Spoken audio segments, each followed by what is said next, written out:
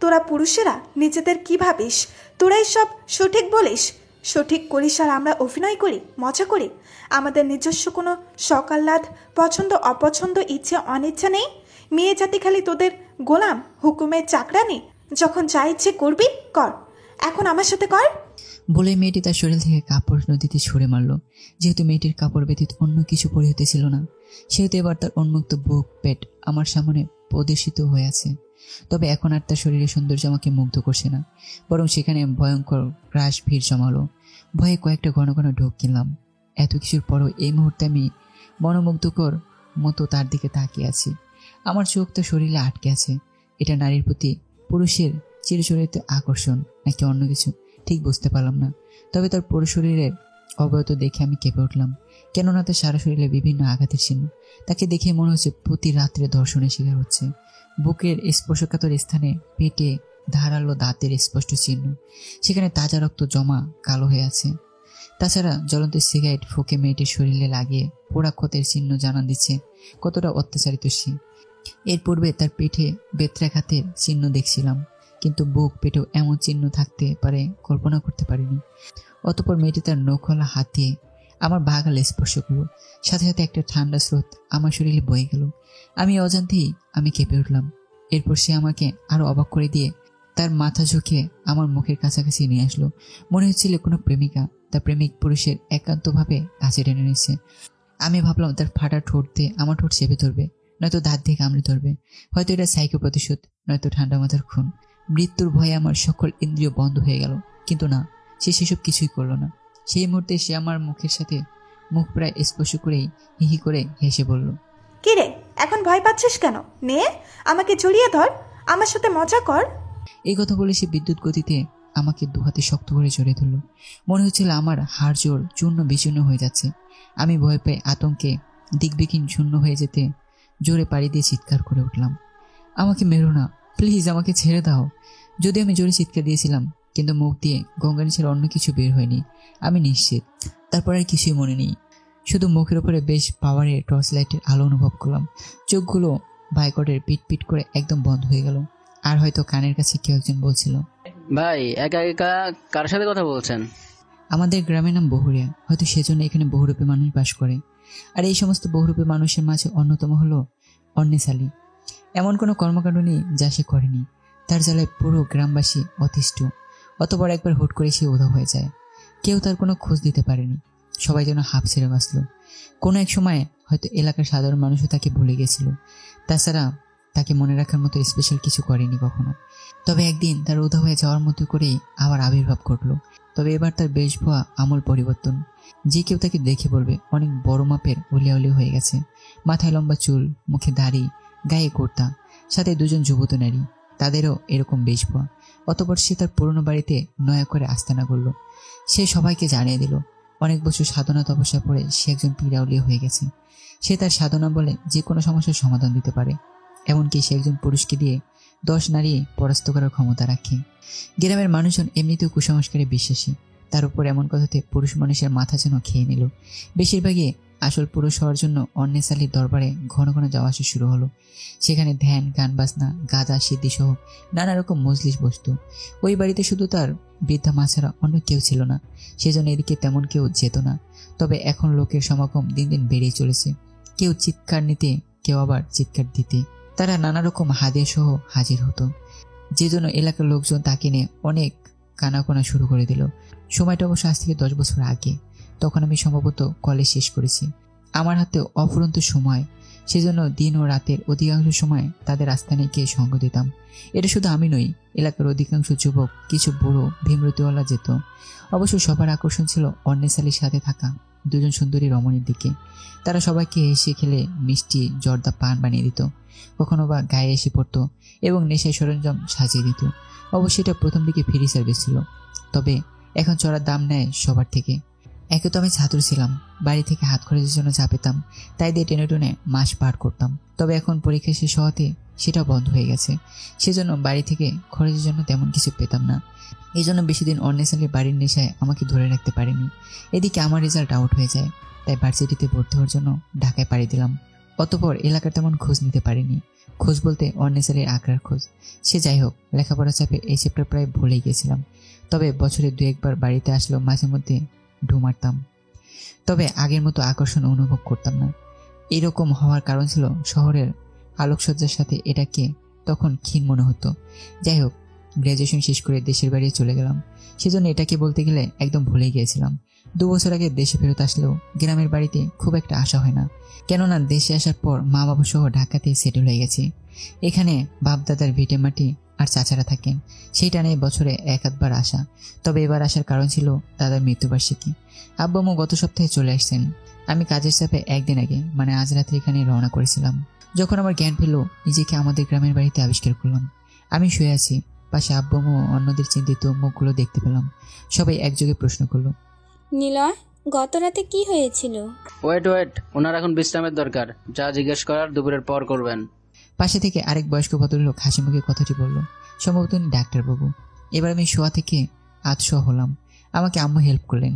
হাত করিয়ে দেখলাম সকাল 7টা, তার মানে প্রায় 5 ঘন্টা অতিবাহিত হয়ে গেছে। আম্মু আমাকে 1 কাপ চা দিতে পারবে?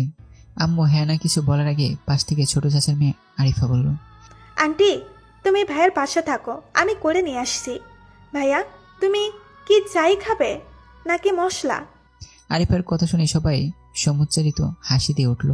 তখন ছোট চাচি বলল, চিনি ছাড়া হালকা লিকারের আদা রং লেবু চা। মেয়েটা যা পাকা পেকেছে, তুমি কিছু মনে করো না বাবা নিলয়। আমি হেসে দিয়ে বললাম, হ্যাঁ না ছোট চাচি, সেরকম কিছু নয়। ওই তো বেশ মিষ্টি একটা মেয়ে, যেমন দেখতে সুন্দরী তেমন হাসি খুশি। এ কথা বলে আর চোখে দেখতে পেলাম আরিফা কিছুটা লজ্জা ও পলিকিত হয়ে চোখের পলকে ঘর ত্যাগ করলো। অতঃপর আব্বু আম্মুর কাছে জানতে পারলাম আমার বাড়ি পৌঁছতে দেরি এবং ফোন বন্ধ থাকায় বাড়ির শুদ্ধ মানুষ চিন্তিত হয়ে চাচাদের 2 ছেলেকে আমার খোঁজ নিতে ঘাটে পাঠানো হয়। নদীর ঘাট থেকে আমাদের বাড়ি 1 কিলো দূর। তবে আমি আশ্চর্য হয়ে গেলাম এটা ভেবে, আমার ফোনে চার্জ থাকা সত্ত্বেও কি করে নেট বন্ধ দেখালো। যাই হোক, ওরা নদীর তীরে পৌঁছে কাউকে দেখতে না পেয়ে টর্চলাইট জ্বালে নদীর অপর পাড়ে দেখার চেষ্টা করে। তখন ওরা আমাকে মাঝ নদীতে নৌকার মধ্যে এক উবুজুবু হয়ে পড়ে থাকতে দেখে। তখন ওরা দ্রুত নৌকা যোগে আমার কাছে চলে আসে আর আমাকে অচেতন ও জাগানো অবস্থায় উদ্ধার করে। তার মানে ওদের উপস্থিতি আমাকে বাঁচিয়ে দিয়েছে। তবে এবার আমাকে জানতে হবে আসল রহস্যটা কি, কেননা রহস্য মানব নীলয়ের কাছে রহস্য এসে এটা মুখ থুবড়ে পড়ে থাকবে কখনোই হতে পারে না। এটা একটা কুল কিনারা বের করতেই হবে। তাই তো ভিতরে ভিতরে খোঁজ নিতে থাকলাম। যেহেতু আজ দাদুর মৃত্যুবার্ষিকী, তাই বাইরে যেতে পারছি না। তবে চাচাতো ভাইদের সাথে কথা বলে একটা আশ্চর্য তথ্য পেলাম। সে অন্যেসালি দীর্ঘ 10 বছর দাপটের সহিত তপস্যা ও সমাধান নাম করে বিভিন্ন ধরনের কুকর্ম চালিয়ে গেছে। নদীর তীরবর্তী এলাকায় বিশাল বড় একটা বাড়িও করেছে। কিন্তু হঠাৎ 3 মাস আগে একদিন নদীতে তার লাশ ভাসতে দেখা যায়। এলাকার মাঝিরাই রাতের বেলা মালতোর থেকে তার লাশ উদ্ধার করে নিয়ে আসে। এরপর কয়েকদিন বিরতি দিয়ে দিয়ে আরো 4 জনের লাশ উদ্ধার করা হলো।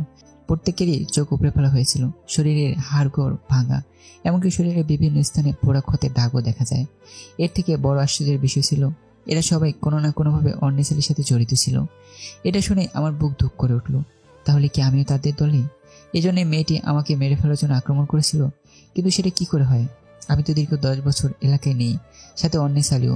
তবে আমার উপর আক্রমণ কেন? ফ্যানের নিচে বসেও শরীরে ঘাম ছুটে গেল।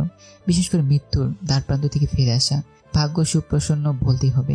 তবে আমাকে কেন আক্রমণ করা হলো সেটা রহস্য উন্মোচন করতেই হবে আমাকে। আর এই চিন্তাটা আমার খাওয়া ঘুম সব কেড়ে নিল। বারবার মনে হচ্ছিল এই কেসটার সাথে অন্যেসালির কোনো না কোনো শত্রুযোগ আছেই, কিন্তু সেটা কি আমাকে জানতেই হবে। এদিকে আমার সাথে ঘটে যাওয়া রাতের ঘটনার ব্যাখ্যা জানতে চাওয়া বাড়ির লোককে আমি জানিয়ে দিয়েছি নদীর ঘাটে কাউকে দেখতে না পাওয়াতে আমি একাই ঘাট থেকে নৌকা নিয়ে চলে আসতে চেয়েছিলাম। তবে মাঝ নদীতে আসার পর হুট করে শরীর খারাপ হয়ে যায়, সেজন্য ওই পরিস্থিতি হয়েছিল আমার। অবশ্যই এটা সবাই বিশ্বাসও করে নেয়, তাছাড়া অবিশ্বাস করার মতো কোনো কারণও ছিল না। পরের দিন রাত 10টায় বাড়ির সবাই ঘুমে বিভোর। বিশেষ করে গত রাতে কেউ ঘুমোতে পারেনি। তাছাড়া দিনের বেলা প্রোগ্রাম থাকাতে বিশ্রাম করতে পারেনি কেউ, সেজন্য সন্ধ্যা রাতে সবাই ঘুমিয়ে পড়েছে। অপরদিকে গত রাতে ঘটে যাওয়া ঘটনার চিন্তায় আমার ঘুম হারাম হয়ে গেছে। এ বসবাস করেও কোনো লাভ হলো না, তাই গত রাতে ঘটনা নিয়ে স্টাডি শুরু করে দিলাম। সবশেষে একটাই উত্তর, জানতে হলে ঘটনাস্থলে উপস্থিত হতে হবে। ঘড়িতে সময় দেখলাম 12টা 30 মিনিট। আস্তে করে দরজা খুলে বের হলাম। বাড়ির চারপাশে ভালো করে লক্ষ্য করে দেখলাম কেউ নেই, সবাই ঘুমিয়ে বেভোর। আমিও সন্তর্পণে নদীর দিকে হাঁটতে শুরু করলাম। গ্রামের বাড়ি থেকে নদীর ঘাটে 1 কিলোমিটার। এতটুকু যেতে 20 থেকে 22 মিনিট সময় লাগে। কারণ রাস্তাটা কিছুটা সোজা নয়, কিছুটা আঁকাবাঁকা সর্পিত হয়ে চলে গেছে। পথিমধ্যে কোথাও একদম ফাঁকা, আবার কোথাও কোনো গাছপালাতে ভরা। প্রথমে মেয়াবাড়ির নারিকেল বাগান, এটা পার হয়ে ফাঁকা শস্য ক্ষেত, কোনো বাড়িঘরও নেই। এরপরে একটা বড় বাঁশ বাগান, অতঃপর রাস্তার পাশে কয়েকটা পুকুর, ফাঁকা মাঠ শেষে নদীর ঘাট। বাড়ির উঠোন পেরিয়ে নিচে নামতে নারিকেল বাগান। এমনিতে অন্ধকার আছিল, চোখের দৃষ্টি বেশি দূর যাচ্ছিল না। আর এখন বাগানে ঢুকতে যেন অন্ধকার চাদর দিয়ে ঢেকে দিল। যাই হোক, অন্ধকার হাতরের সামনে অগ্রসর হচ্ছে। কিছুটা ভয় পেলে বুকে সাহস নিলাম। এই ভেবে নিজের বাড়ির আশেপাশে আছি। কেবলই 10 থেকে 12 কদম এগিয়েছি, ঠিক তখনই মেইলি কণ্ঠ শুনতে পেলাম। প্রথমে ভেবেছিলাম হয়তো মনের ভুল, তবে আরেকটু এগুতে শব্দ আরেকটু পরিষ্কার হয়ে গেল। কেউ একজন মেইলি কণ্ঠে কথা বলছে, আর ক্ষণে ক্ষণে কান্না করছে, আবার হেসে উঠছে। শব্দের উৎপত্তি ঠিক কোন দিক থেকে বুঝতে পারলাম না, তবে এটা মোটামুটি নিশ্চিত সামনের দিকেই হবে হয়তো। কিছুটা ভয় পেয়ে কৌতূহল নিয়ে সামনে এগোতে থাকলাম। তবে আশ্চর্যের ব্যাপার হলো, একটু সামনে এগোতে শব্দ ম্যাজিকের মতো মিলে গেল। জায়গায় দাঁড়িয়ে গেলাম, ভালো করে কান পেতে শোনার চেষ্টা করলাম, কিন্তু না, একদম শোনা যাচ্ছে না। তবে কি শব্দ পিছনে হচ্ছিল? আবার উল্টো ঘুরে বাড়ির দিকে হাঁটতে শুরু করলাম, কিন্তু না, কোনো কথা, কান্না বা হাসির কোনো শব্দ পেলাম না। কিছুটা অবাক ও আশ্চর্য হলাম, নিজেকে প্রশ্ন করলাম এটা কি ছিল। অতঃপর নিজের উত্তর বের করলাম। ভৌতিক কিছু ভাবলে বা ঘটলে হালকা হ্যালুসিনেশন ভুগতে হয়, হয়তো এটাও সেরকম কিছুই ছিল। অতঃপর আবার সামনের দিকে হাঁটতে শুরু করলাম। তবে এবার ক্ষণে ক্ষণে মনে হচ্ছিল কে আমাকে পিছন থেকে ফলো করছে। একবার মন বলছে পিছনে ফিরে দেখি কে আছে, আবার মন বলছে ভূতেরা পিছনে তাকালে আক্রমণ করে। ব্যাস, আর পিছনে তাকানোর সাহস জোগাতে পারলাম না। অবশ্য যতটা পারছি শব্দহীনভাবেই হাঁটার চেষ্টা করছি। কারণ 1, পেছনের শব্দটা সত্যি নাকি মনের ভুল বোঝার জন্য। 2, রাতটা এতটাই নির্জন ও নীরব ছিল যে হাঁটার বা জুতোর হালকা শব্দেই বিকট মনে হচ্ছিল। এই শব্দ বা অন্য কোনো কারণে নারকেল ডালপাতা নাড়িয়ে পাখি, বাদুড় জাতীয় কিছু উড়ে চলে গেল। হুট করে উপরে তাকালাম, জানি না এটি কেন করলাম, হয়তো মনের কিউরিটি থেকেই। কিন্তু ভুলটা করে বসলাম ওই অবস্থায় হাঁটতে যেয়ে। তাই তো 2 কদম হাঁটতে ধপাস, মানে মেঠো পথের ওপর দুমড়ে পড়ে গেলাম। প্রথমে ভেবে নিলাম হয়তো যে আমাকে ফলো করছে সে ধাক্কা দিয়ে ফেলে দিয়েছে, তাই তো ঘাবড়ে গিয়ে চিৎকার দিয়ে গেলাম, বাঁচাও। তবে পরক্ষণেই থমকে গেলাম, গলা আটকে গেছে। না, আমার মুখ কেউ চেপে ধরেনি। এই ভয়ে আটকে গেছে যে এখান থেকে আমার বাড়ির দূরত্ব মাত্র 100 হাত। যদি চিৎকার দিই তবে সেই শব্দে বাড়ি শুদ্ধ সবাই জড়ো হয়ে যাবে, আর আমার গোয়েন্দাগিরি ভেঙে যাবে। এখন মরি বা বাঁচি আমাকে অগ্রসর হতেই হবে, কেননা রহস্যের নেশা আমাকে বোধ করেছে। যে কোনো মূল্যেই এই শেষটা আমাকে দেখতে হবে। তাই তো এই ভয়ের মধ্যেও সে ভয়টি আমাকে চুপ করে থাকতে বাধ্য করলো। যাই হোক, অতঃপর ডানে বামে আর না তাকিয়ে উঠে দাঁড়ালাম। অতঃপর অতি সাবধানে সামনে অগ্রসর হলাম। যদি পিছনের শব্দটা আমার মনকে বারবার তাড়া করছিল, তবে এখন সেরকম কিছু কানে আসলো না, মানে সবকিছু নীরব ও শান্ত মনে হলো। যাই হোক, মিনিট 5 মধ্যেই নারিকেল বাগান পার হয়ে ফাঁকা শস্য ক্ষেতের কাছে পৌঁছে গেলাম। এবার মনে হলো যেন অন্ধকার ফুরে আলোর মুখ দেখলাম। যদিও মাঠে মোটে আলোর ছিটে ফোটাও ছিল না, কিন্তু ফাঁকা স্থানে কিছুটা স্বস্তির নিঃশ্বাস পেলাম। হয়তো সেজন্যই মাথার মধ্যে এই কেস নিয়ে ভাবনা শুরু হয়ে গেল। বিশেষ করে গত রাতে মেয়েটির বলা কথাগুলো মাথায় ঘোরপা খেতে লাগলো। স্বামীর নেশা করা, রাতের বেলা নির্যাতন, মেয়ে জাতির ইচ্ছে, অনিচ্ছা, পছন্দ, পরাধীনতা, আর বিশেষ করে শরীরের আঘাতের চিহ্ন। তবে কি মেয়েটির কথার মধ্যে কোনো ক্লু আছে এই রহস্য সমাধান করার? তাহলে কি আমি ভুল পথে অগ্রসর হচ্ছি? তবে তো সর্বপ্রথম আমাকে মেয়েটির পরিচয় জানতে হবে। এই মুহূর্তে অতীত ঘেটে কারোর সাথে মেয়েটির কোনো মিল খুঁজে পাচ্ছিলাম না। কে হতে পারে? মেয়েটির নামটাও জানতে পারিনি। আদৌ কি তার কথা সত্যতা আছে? তবে হ্যাঁ, সে যে মধ্যরাতে শিকারে বের হয় এটা সত্যি। গত 5 মাসে 5 জনকে নির্মমভাবে হত্যা করেছে। সবার চোখ উপড়ে ফেলা, বুকের হাড়গোড় ভেঙে চুরমার করে দেওয়া, শরীরে আঘাতের চিহ্ন। এই মুহূর্তে সেই মৃত্যুর বিধ্বংস দৃশ্য চোখের সামনে ভেসে উঠতেই 2টো হার্টবিট মিস হলো। এতক্ষণ এই রহস্যের সমাধান করে নিয়ে ভাবতে ভাবতে হাঁটছিলাম।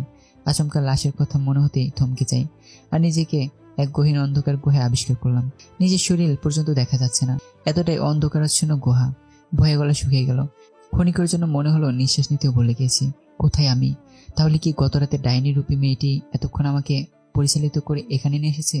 কিন্তু সেটা কিভাবে? তবে কি সত্যি আমাকে ফলো করা হচ্ছিল? নারিকেল বাগানে ফেলে দেওয়াটাও কি তারই কাজ? মেয়েলি সুরে কথা বলা, কান্না করা, হাসি, সেটাও কি তারই কোনো সংকেত বা হুঁশিয়ারি? ও মাই গড, এখন কি হবে আমার? একাকে বের হতে মোটেও ঠিক হয়নি। এখন আমাকে কে বাঁচাবে? ভয়ে আতঙ্কে গলা দিয়ে ঘোড়া ডাকের মতো শব্দ বের হয়ে গেল। আর তখনই মাথার উপর দিয়ে কিছু একটা উড়ে গেল। সেই বাতাসের মাথার চুল পর্যন্ত নড়ে উঠল। তবে শুধু আমি নড়াচড়ার শক্তি হারিয়ে ফেললাম। মাটির মধ্যে পা যেন গেঁথে গেছে, নয়তো আমি উঠতেই ভুলে গেলাম। এই মুহূর্তে কি করা উচিত? সামনে যাব নাকি পিছনে ফিরে যাব? এসব কিছু বুঝে ওঠার আগে পেছনে কোনো কিছু শব্দ হয়ে উঠল। সেই শব্দ আমার কান হয়ে হৃৎপিণ্ড পর্যন্ত পৌঁছে গেল। হয়তো সেজন্য এই মুহূর্তে বুকের ভিতর হাতুড়ি পেটা শুরু হয়ে গেছে হৃৎপিণ্ডটার। আমার মনে হতে লাগলো শব্দটি ধীরে ধীরে আমার দিকে এগিয়ে আসছে। আর হ্যাঁ, নিশ্চয়ই আমাকে ফলো করা হচ্ছিল। এই মৃত্যুর দৌড়ে সে আমাকে তাড়া করে নিয়ে এসেছে। ভয় মেরুদণ্ড বেয়ে ঠান্ডা স্রোত বয়ে গেল। আর বুকের ভিতর কি চলছে সেটা বলার মতো নয়। এখন মন শুধু বলছে, নিলয় চোখ বন্ধ করে দৌড়। কিন্তু না, পারলাম না। কেননা পা জোড়া অবশ হয়ে গেছে। হয়তোবা যে কোনো সময় মাথা করে পড়ে যাব। এটুকুতেই সীমাবদ্ধ থাকলেও ঠিক ছিল, কিন্তু তার থেকেও ভয়াবহতা আমার জন্য অপেক্ষা করছিল। কেননা 3 সেকেন্ড পর টের পেলাম আমার ঘাড়ের মধ্যে কারো হাতের স্পর্শ। এটা শুধু হাত ছিল না, যেন বরফের টুকরো, এতটাই হিমশীতল। তবে তার হাত স্থির অবস্থায় থাকলো, ওপর নিচ ডানে বামে নড়াচড়া করছে না। তবে আমার কাছে মনে হলো যে কোনো সময় গলা টিপে ধরতে পারে, নয়তো তার হাতের লম্বা ধারালো নখগুলো গলার ভিতরে ঢুকিয়ে দিতে পারে। এমন অবস্থায় আমার কাছে মনে হতে লাগলো যেন কয়েক যুগ পার হয়ে যাচ্ছে। তবে নতুন করে কোনো কিছুই ঘটলো না, শুধু হাতের স্পর্শ গাঢ় হতে থাকলো। এভাবে আর কিছুক্ষণ থাকার পরে আমার পুরো শরীর ফ্রিজ হয়ে গেল। আমি এখন বরফ হয়ে যাচ্ছি। একদিন যাদের মৃত্যু হয়েছে সবাই নদীতে ডুবে ভেসেছিল, তবে আমি কি শুকনোতে বরফ হয়ে মারা যাব? এটা মনে হতে পুরো শরীর অনুভূতিশূন্য ও ভাবলেশীন হয়ে গেল। এখন আমি শূন্যে আছি নাকি মাটিতে সেটাও বুঝতে পারছি না। হয়তো সেন্সলেস হয়ে যাচ্ছি। তাই তো এই মুহূর্তে চোখ বন্ধ হওয়ার উপক্রম। ঠিক তখনই চোখে সর্ষে ফুল দেখার মতো ঝলকানি দিয়ে উঠল, প্রায় বিদ্যুৎ চমকের মতো। আর এরকম করে চারপাশে ঝলমল হয়ে উঠল। তবে আমার কাছে মনে হলো বিশাল বড় কোনো এক চোখওয়ালা দৈত্য সামনে দাঁড়িয়ে আছে। সে তার চোখের আগুনে আমাকে পুড়িয়ে দিচ্ছে, আর আমি ধীরে ধীরে গলে মাটিতে লুটিয়ে পড়ে যাচ্ছি। হয়তো তখন মুখ দিয়ে বিড়বিড় করে বের হচ্ছিল, আমি পারলাম না, আমি আর পারলাম না। তারপর দেখতে পাচ্ছি গভীর জঙ্গলের ভিতরে আমি উলঙ্গ অবস্থায় একটি গাছের নিচে বাঁধা। আমার চারদিকে আমার মতো লগ্ন অর্ধলগ্ন ছেলে মেয়ে, বুড়ো বুড়ি সবাই উলুধ্বনি দিচ্ছে আর শীষ বাঁধাচ্ছে। আমার সারাকে রং মাখানো, তাদের গায়েও তাই। ঠিক যেন জঙ্গলি অসভ্য মানব জাতির হাতে বন্দী হওয়া সিনেমার গল্পের মতো। সম্ভবত ওরা আমাকে তাদের দেবতার পুজোর জন্য উৎসর্গ করছে, কেননা তারা বারবার কাউকে আহ্বান করছিল। একটু পরপর তাদের ওঝা এসে আমার কপালে কি সব মেখে দিচ্ছিল। আমি হিসেব মেলাতে পারছিলাম না, কি থেকে কি হয়ে যাচ্ছে। অতঃপর তারা আমাকে এই অবস্থায় রেখে চলে গেল। এই মুহূর্তে একা অসহায় অবস্থায় গাছের সাথে বাঁধা আছি। অনেক চেষ্টা করছি নিজেকে বাঁধন মুক্ত করার জন্য, কিন্তু কোনোভাবেই পারছি না। ঠিক তখনই জঙ্গল কাঁপে বিকট শব্দে কানে তালা ফাটিয়ে দেওয়ার মতো করে এক বিশাল বড় এক চোখওয়ালা দৈত্য হাজির হলো। হয়তো সেই রাতে দেখা দৈত্যটি। এরপর তার দৈত্যকায় লম্বা লোমশ হাত বাড়িয়ে গাছ সহ আমাকে তুলে নিল। আমি ভয়ে কেঁপে উঠলাম, কিন্তু তার হাতের শক্ত মুঠায় থাকতে কম্পন অনুভব হলো না। তারপর সে আমাকে বাঁধন মুক্ত করে খাওয়ার প্রস্তুতি নিল। খুশিতে সে তার অন্য হাতে তারই বুকে কয়েকটি চাপড় মারল।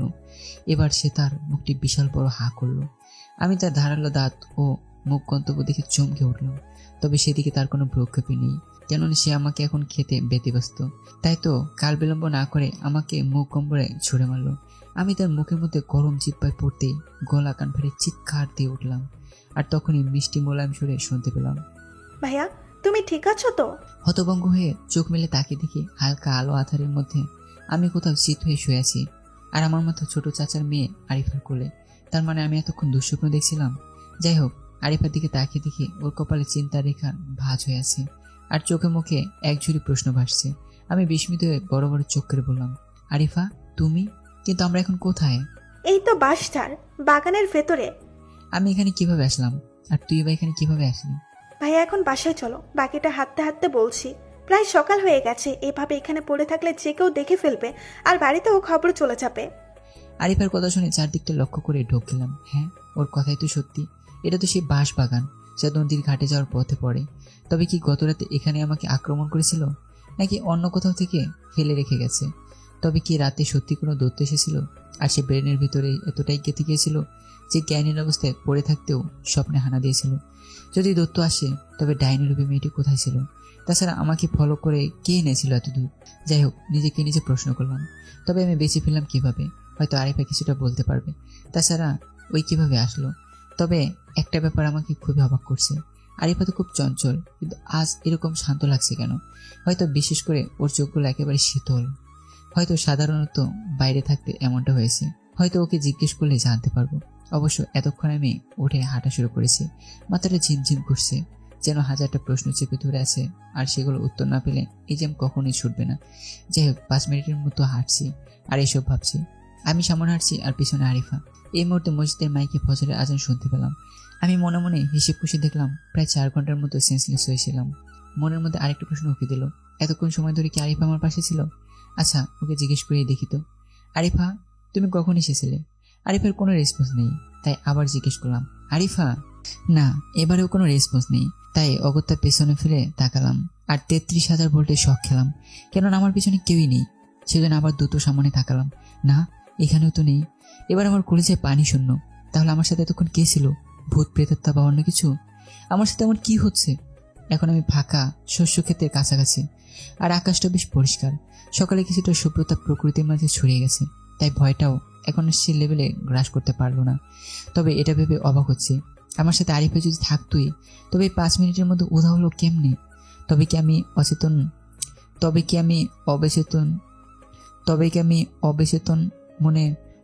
অবচেতন মনে ওকে কল্পনা করছি? এটা কি হ্যালুসিনেশন? না, এটা কি করে হয়? যাই হোক, গলাবাড়ি আরিফার নাম নিয়ে কয়েকবার ডেকে উঠলাম, কিন্তু কোনো সাড়া নেই। তখনই মনে হলো হয়তো ওর লম্বা কদমে আগে চলে গেছে, কেননা এত সকালে আমাদের দুজনকে একসাথে দেখলে কেলেঙ্কারি হওয়ার সম্ভাবনা রয়েছে। তবে তো আমাকে দ্রুত বাড়ি পৌঁছানো দরকার, নয়তো কেউ দেখলে জবানবিহি করতে হবে সারা রাত কোথায় ছিলাম। সকাল 10টা, আম্মু ডেকে ঘুম ভাঙলো। উনি তাড়া দিলেন নাস্তা করার জন্য, তবে আমার চোখে এখনো ঘুমের ঘোর লেগে আছে। এরই মধ্যে মনে পড়লো গত রাতের সব ঘটনা। ব্যাস, ঘুম উড়ে গেল। এখন আরিফাকে একান্তই দরকার। অবশ্য সকালে বাড়ি ফিরে দেখাই মেলেনি। এদিকে আরিফা কোন রুমে ঘুমায় সেটাও জানা ছিল না। অগত্যা আমিও ঘুমিয়ে যাই। তবে এখন আরিফাকে পেতে তো আর কোনো সমস্যা নাই, তাই আম্মুকে ডেকে বললাম, আম্মু আরিফা কোথায়? আমার মুখে হুট করে আরিফার নাম শুনে আম্মু তো বিস্মিত ছেলে ঘুম থেকে উঠে আরিফাকে খুঁজছে, নিশ্চয়ই তাহলে কিছু একটা চলছে। তবে আম্মু সেটা প্রকাশ না করে শুধু বললেন, সম্ভবত নাস্তা করছে। কেন, তোমার কি বিশেষ প্রয়োজন? না মানে, আচ্ছা থাক, আমি পরে ডেকে নেব। আমিও যান ছুটিয়ে চুপচাপ ওয়াশরুমে চলে গেলাম। যেহেতু আমি এই কেসটাতে পুরো ভৌতিক গন্ধ পাচ্ছি, তাই আরিফাকে সরাসরি জিজ্ঞেস করা থেকে বিরত থাকলাম। হয়তো এভাবে জিজ্ঞেস করলে বক্ষ হয়ে যাওয়ার সম্ভাবনাই বেশি, কেননা বাড়ি ভরা আত্মীয় স্বজন, তাই আরিফার বেডরুমটা দখল নিয়েছে অন্যেরা। আর ওই রাত্রে শুয়েছিল ওর আম্মুর সাথে, সেজন্য আরিফা সারা রাত বাইরে থাকার চান্স পুরাই শূন্য। তবুও কিছুটা নিশ্চিত হওয়ার জন্য জিজ্ঞেস করি, আরিফা গত রাতে ঘুম কেমন হলো? ভালোই তো হয়েছে, কিন্তু কেন ভাইয়া? সন্ধ্যা রাতে মিথ্যা বলে, না তোমার চোখ লাল হয়ে আছে তো তাই। আর জানো, অন্য কারো বেছে সে আমার একদম ঘুম হয় না, সেজন্যই তোমাকে জিজ্ঞেস করা। ও আচ্ছা, তবে এদিক থেকে আমি হ্যাপি, কারণ আমি যেখানেই ঘুমাই না কেন ভূমিকম্প হলেও ঘুম ভাঙার চান্স নেই। ওর কথা শুনে দুজনেই হেসে লুটোপুটি খেলাম। এই তো সে আরিফা, হাসি খুশি উচ্ছল চঞ্চল হরিণী। তবে রাত্রিবেলা কে ছিল ঠান্ডা শীতল চোখের? সে ডাইনোরূপী মেয়েটি নয়তো? সে কি তার রূপ পরিবর্তন করতে পারে? হ্যাঁ, সেটাই হবে, কেননা প্রেতাত্মারা যখন যে কোনো রূপে প্রকাশ হয়। আর চিন্তার বিষয়, প্রথম রাতে আমাকে মেরে ফেলতে চেয়েছিল, আর দ্বিতীয় রাতে কোলে তুলে আদর দিল। তবে কি সে আমার প্রেমে পড়লো? হায় রে, শেষ পর্যন্ত পেতনি। এটা মনে হয়ে আপনা আপনি মনে মনে হেসে উঠলাম। পাশে আম্মু বসা ছিল, সেটা খেয়াল করতে পারিনি। যখন খেয়াল করলাম তখন অনেক দেরি হয়ে গেছে। আম্মু অলরেডি আমার দিকে বড় বড় চোখ করে জিজ্ঞাসা দৃষ্টিতে তাকিয়ে আছেন। ওনার দৃষ্টি বলে দিচ্ছে, নিলয়, তুই কি কারো প্রেমে পড়েছিস? আমি ছোটখাটো ঢুকিলে বললাম, আম্মু তুমি যা ভাবছো সেরকম কিছুই না। আমি কি ভাবছি? না মানে এই যে, বলেই তৎক্ষণাৎ কেটে পড়লাম। রুম থেকে বাইরে বের হয়েই উঠানের পাশে কাছারি ঘরের দিকে নজর গেল। এই মুহূর্তে ওখানে বাড়ির ছোট বড় সব আত্মীয় স্বজনরা সবাই মিলে আড্ডা দিচ্ছেন, আর সবার মধ্যমণি হয়ে বসে আছে আরিফা। কেননা ওকে ছাড়া যেন যে কোনো আড্ডায় প্রাণহীন, সবসময় হাসি খুশি চঞ্চল, নিজেও হাসতে পারে আর অন্যকে হাসাতে জানে। ধীরে ধীরে আমি হেঁটে হেঁটে কাছারির দিকে এগিয়ে গেলাম। যাই হোক, এই মুহূর্তে কাছারি ঘরের আড্ডাতে যোগ দিতে ফাঁকা একটা চেয়ারে টেনে বসে পড়লাম। আমিও গল্পের থেকে আরিফাকে বেশি গুরুত্ব দিচ্ছি বা পর্যবেক্ষণ করছি। আমার লক্ষ্য ওর মধ্যে ব্যক্তিগত কিছু খুঁজে পাই কিনা। এরই মধ্যে ওর সাথে দুবার চোখাচোখি হয়ে যায়। সম্ভবত ওই আমাকে নজরে রাখছে, তাই তো চোখে চোখ পড়তে আরিফা মুচকি একটা হাসি দিয়ে আবার গল্পে মনগোল হয়ে গেল। অবশ্য এখন আর সরাসরি তাকাচ্ছে না, মাঝে মধ্যে আর চোখে তাকাচ্ছে। ব্যাপারটা পজিটিভ মনে হলো আমার কেসের পক্ষে। যাই হোক, এখনো ওর চোখে চঞ্চলতাই আছে, রাতের মতো শান্ত শীতল হচ্ছে না। আমি অপেক্ষায় আছি, হয়তো আমার উপর বিরক্ত হয়ে কোনো এক সময় ওর আসল রূপ বের হয়ে আসবে। ঠিক এমন সময় লক্ষ্য করলাম আম্মু উঠানে দাঁড়িয়ে আমাকে ইশারায় কাছে ডাকছেন। আমি সাথে সাথে মনে উঠে দাঁড়িয়ে আম্মুর কাছে চলে গেলাম। আম্মু কিছু বলবে আমায়? আমি কি বলবো? এবার বলবি তো তুই আমায়। এইসব কি বলছো আম্মু? আমি আবার কি বলবো তোমাকে? এই যে সকাল থেকে লক্ষ্য করছি আমার ছেলেটা লাটিমের মতো কারো পিছে ঘুরঘুর করছে। এতক্ষণ বুঝতে পারলাম ঘটনাটা কি। তাই এবার আম্মুকে থামিয়ে দিয়ে আমি শুরু করলাম। আম্মু, তুমি যা ভাবছো সেরকম কিছুই নয়। এখন তুই বলবি নাকি আমি? আম্মু কি ছেলে মানুষই শুরু করলে?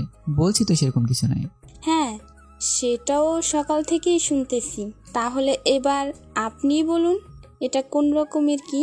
দেখ বাবা নিলয়, আরিফাকে আমারও যথেষ্ট পছন্দ।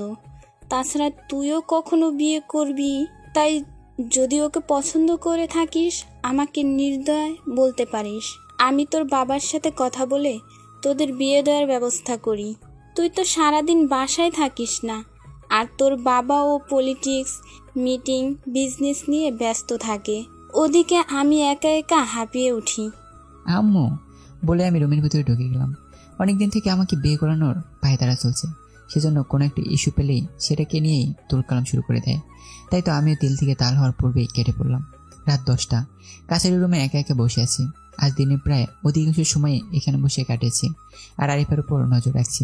তবে হ্যাঁ, অবশ্যই সেটা আম্মুর নজর থেকে বেঁচে, কেননা নেড়াবেলতলা একবারই যায়, আর আমি অলরেডি 3 বার চলে গেছি। এদিকে আরিফার মাঝে হালকা ব্যতিক্রম ছাড়া বাকি সবকিছু স্বাভাবিকই ছিল। তাছাড়া বিকেলের দিকে বাড়ির আশেপাশে থেকে আসা আত্মীয় স্বজনরাও চলে যাওয়াতে মোটামুটি কোলকোহল মুক্ত ছিল। সেই সুযোগে নজরদারিটাও ভালোভাবেই করা গেছে। এখন রাতের খাবারকে পুনরায় অপেক্ষা করছি। এখন লক্ষ্য আরিফার ঘর থেকে বের হয় কিনা সেটা নিশ্চিত হওয়ার জন্য। অবশ্য আজকে রাতেও আরিফা ছোট চাচির সাথে ঘুমিয়েছে। এখন রাত প্রায় 12টা। মাঝে মাঝে ঘুম এসে হামলা দিচ্ছে, তবে সেটাকে গ্রাহ্য না করে চুপচাপ চোখ মেলে তাকিয়ে আছি। বাহির থেকে বিভিন্ন রকম শব্দ কানে ভেসে আসছে। কানে ঝিঝি পোকা, কখনো হুতুম পেঁচা, আবার কখনো কুকুর শিয়ালের। তবে এইসব ছাড়িয়ে মাঝে মধ্যে নাম না জানা বিভিন্ন রকম শব্দ কানে ভেসে আসছে। তবে এই মুহূর্তে তেমন ভয় হচ্ছে না, কেননা বাড়ির ভিতরে অবস্থান করছি। হুট করে দরজা খোলার শব্দ হলো। এদিকে আমি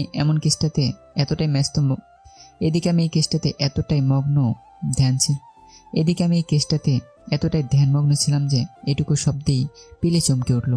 তবে আজ কপাল সুপ্রসন্ন, কেননা আরিফাদের রুমের দরজাটা খুলে গেল আর ভিতর থেকে আরিফা একাই বের হয়ে আসলো। আমি ভয় ও উত্তেজনায় শিউরে উঠলাম। হাত ঘড়িতে সময় দেখে নিলাম, প্রায় রাত 1টা, মানে মধ্যরাত। ওই ডানে বামে তাকিয়ে সোজা বাড়ির পিছনে ঢুকে গেলাম, যেদিক থেকে নারিকেল বাগান শুরু হয়েছে। আমিও কাল বিলম্ব না করে দ্রুত বাড়ির পিছনে চলে আসলাম। তবে নারিকেল বাগানে ঢুকে আশ্চর্য হয়ে গেলাম, কেননা আশেপাশে ওকে কোথাও দেখছি না। আমি ভেবে অবাক হয়ে যাচ্ছি, এত অল্প সময়ে ও বা কোথায় হারিয়ে গেল? এটাই তাহলে ভৌতিক শক্তি? এর মধ্যে নিশ্চয়ই কারো প্রেতাত্মা ভর করছে, নিমিষেই উদা হয়ে যাচ্ছে, আবার বিভিন্ন রূপ নিয়ে ফিরে আসছে। এটুকু ভাবতেই আমার মধ্যে একটা ভয় কাজ করলো। ঠিক তখনই নারকেল বাগান থেকে আরো গুনগুন শব্দ শুনতে পেলাম। কান বাড়িয়ে স্পষ্ট শোনার চেষ্টা করলাম। 30 সেকেন্ড নীরবতা দিয়ে আবার গুঞ্জন শুরু হলো। তবে এবার মনে হচ্ছিল দুটো মেয়ে কথা বলছে। শব্দটি নারকেল বাগানের ভেতর থেকে হচ্ছে। আমি 7 পাশ না ভেবে দ্রুত সেদিকে অগ্রসর হলাম। কিছুদূর যাওয়ার পর শব্দ বন্ধ হয়ে গেল। আমি ডানে বামে ভালোভাবে লক্ষ্য করছি, কিন্তু কাউকে চোখে পড়ছে না। আমি চুপচাপ কিছুক্ষণ দাঁড়িয়ে থাকলাম শব্দটাকে ভালোভাবে লক্ষ্য করার জন্য। 1 মিনিটের নীরবতা, তারপর মনে হলো কেউ যেন আমার নাম ধরে ডাকছে। হ্যাঁ, আমার নাম ধরেই কেউ ডাকছে আর সাহায্য চাচ্ছে। আমার মন বলছে এটা আরিফা নয়তো। অতঃপর আবার নিজে থেকে উত্তর দিলাম, আরিফা কি করে হবে? তার তো কোনো সাহায্যের দরকার নেই, কারণ সে তো নিজেই প্রেতাত্মার উপর ভর করে চলছে। আবার মন বলল, ও কি আমাকে ধোকা দেওয়ার জন্য এসব করছে? ও হয়তো ভেবেছে আমি সাহায্যের জন্য এই শব্দের পেছনে ছুটে যাব, তারপর কোথাও সুযোগ বুঝে আমার ঘাড় মটকে দেবে। তবে আমাকে মেরে ফেলে ওর কি লাভ? যদি আমাকে মারে, তাহলে গত রাত্রে আমাকে কেন বাঁচালো? না, এই মুহূর্তে আর ভাবতে পারছি না। তারপর শব্দ উৎসের দিকে আনমনে হাঁটতে লাগলাম। শব্দের দিকে এতটাই মনোযোগ দিয়ে রেখেছিলাম যে কোন দিক থেকে কোন দিকে হাঁটছি সেটা খেয়ালই করিনি। অতঃপর সামনে বিশাল বড় একটা দেয়াল বাঁধা হয়ে দাঁড়ালো। আমিও দাঁড়িয়ে যেতে বাধ্য হলাম। ভালোভাবে লক্ষ্য করে দেখলাম এই মুহূর্তে আমি একটা বড় বাংলোর সামনে দাঁড়িয়ে আছি। রাজমহলের আদলে বানানো এই বাংলোটি। এত সুন্দর বাংলো গ্রামের ভিতরে আছে ভাবতে অবাক হয়ে গেলাম। তবে ভিতরে যাওয়ার কোনো রাস্তাই পেলাম না। বাংলোটির চারদিকে বড় প্রাচীর দিয়ে ঘেরা, শুধু লোহার তৈরি একটি সিংহ গেট আছে। তবে এই মুহূর্তে সেটির ভিতর থেকে বড় একটি তালা দিয়ে বন্ধ করা। এখনো শব্দটি ভিতর থেকে ভেসে আসছে, নিলয় আমাকে বাঁচাও, ওরা আমাকে মেরে ফেলবে, বাঁচাও বাঁচাও। পরের দিন সকাল 7টা। মেয়ে বাড়ির কান্নায় আঝারি শুরু হয়ে গেল, কারণ বাড়ির ছোট মেয়ে আরিফা মারা গেছে। সে সমস্ত আত্মীয় স্বজন চলে গেছিল, তারা আবার ইতিমধ্যে প্রায় চলে এসেছে। পাড়া প্রতিবেশীরা সবাই বাড়িতে ভিড় করেছে। সবার মুখে একটাই প্রশ্ন, এত মিষ্টি হাসি সুন্দর মেয়েটা এভাবে পৃথিবী ছেড়ে চলে গেল। যদি আরিফার মৃত্যুটা স্বাভাবিক থাকতো তবু একটা সান্ত্বনা ছিল, কিন্তু ওর এমন বিধ্বংসী মৃত্যু কেউ মেনে নিতে পারছে না। আজ সকালে ছোট চাষি ঘুম থেকে উঠেই আরিফাকে না দেখে এদিক ওদিক খুঁজে বেড়ায়। অতপর ওকে কোথাও না পেয়ে সবার কাছে জিজ্ঞেস করে আরিফার কথা। তবে আজ কেউ আরিফাকে দেখেনি। ছোট চাচি এমনিতেও হার্টের সমস্যা ছিল, তার উপর মেয়েটিকে খুঁজে পাচ্ছিল না। তখন ছোট চাচি খুবই চিন্তা ও শঙ্কা নিয়ে বাড়ির উঠোনে মূর্ছা দিয়ে পড়ে যায়।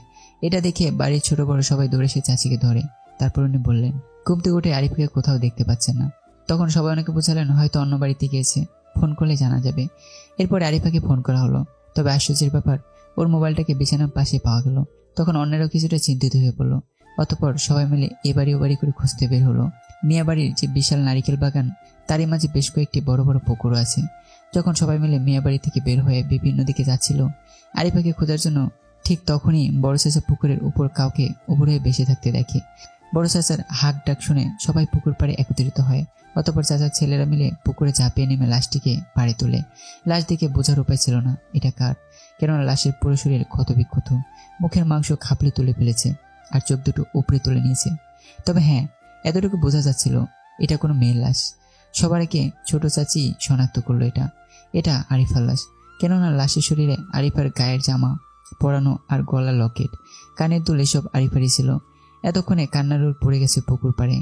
সবার মুখে একটাই প্রশ্ন, এত নির্মমভাবে কে বা কারা আরিফাকে হত্যা করলো?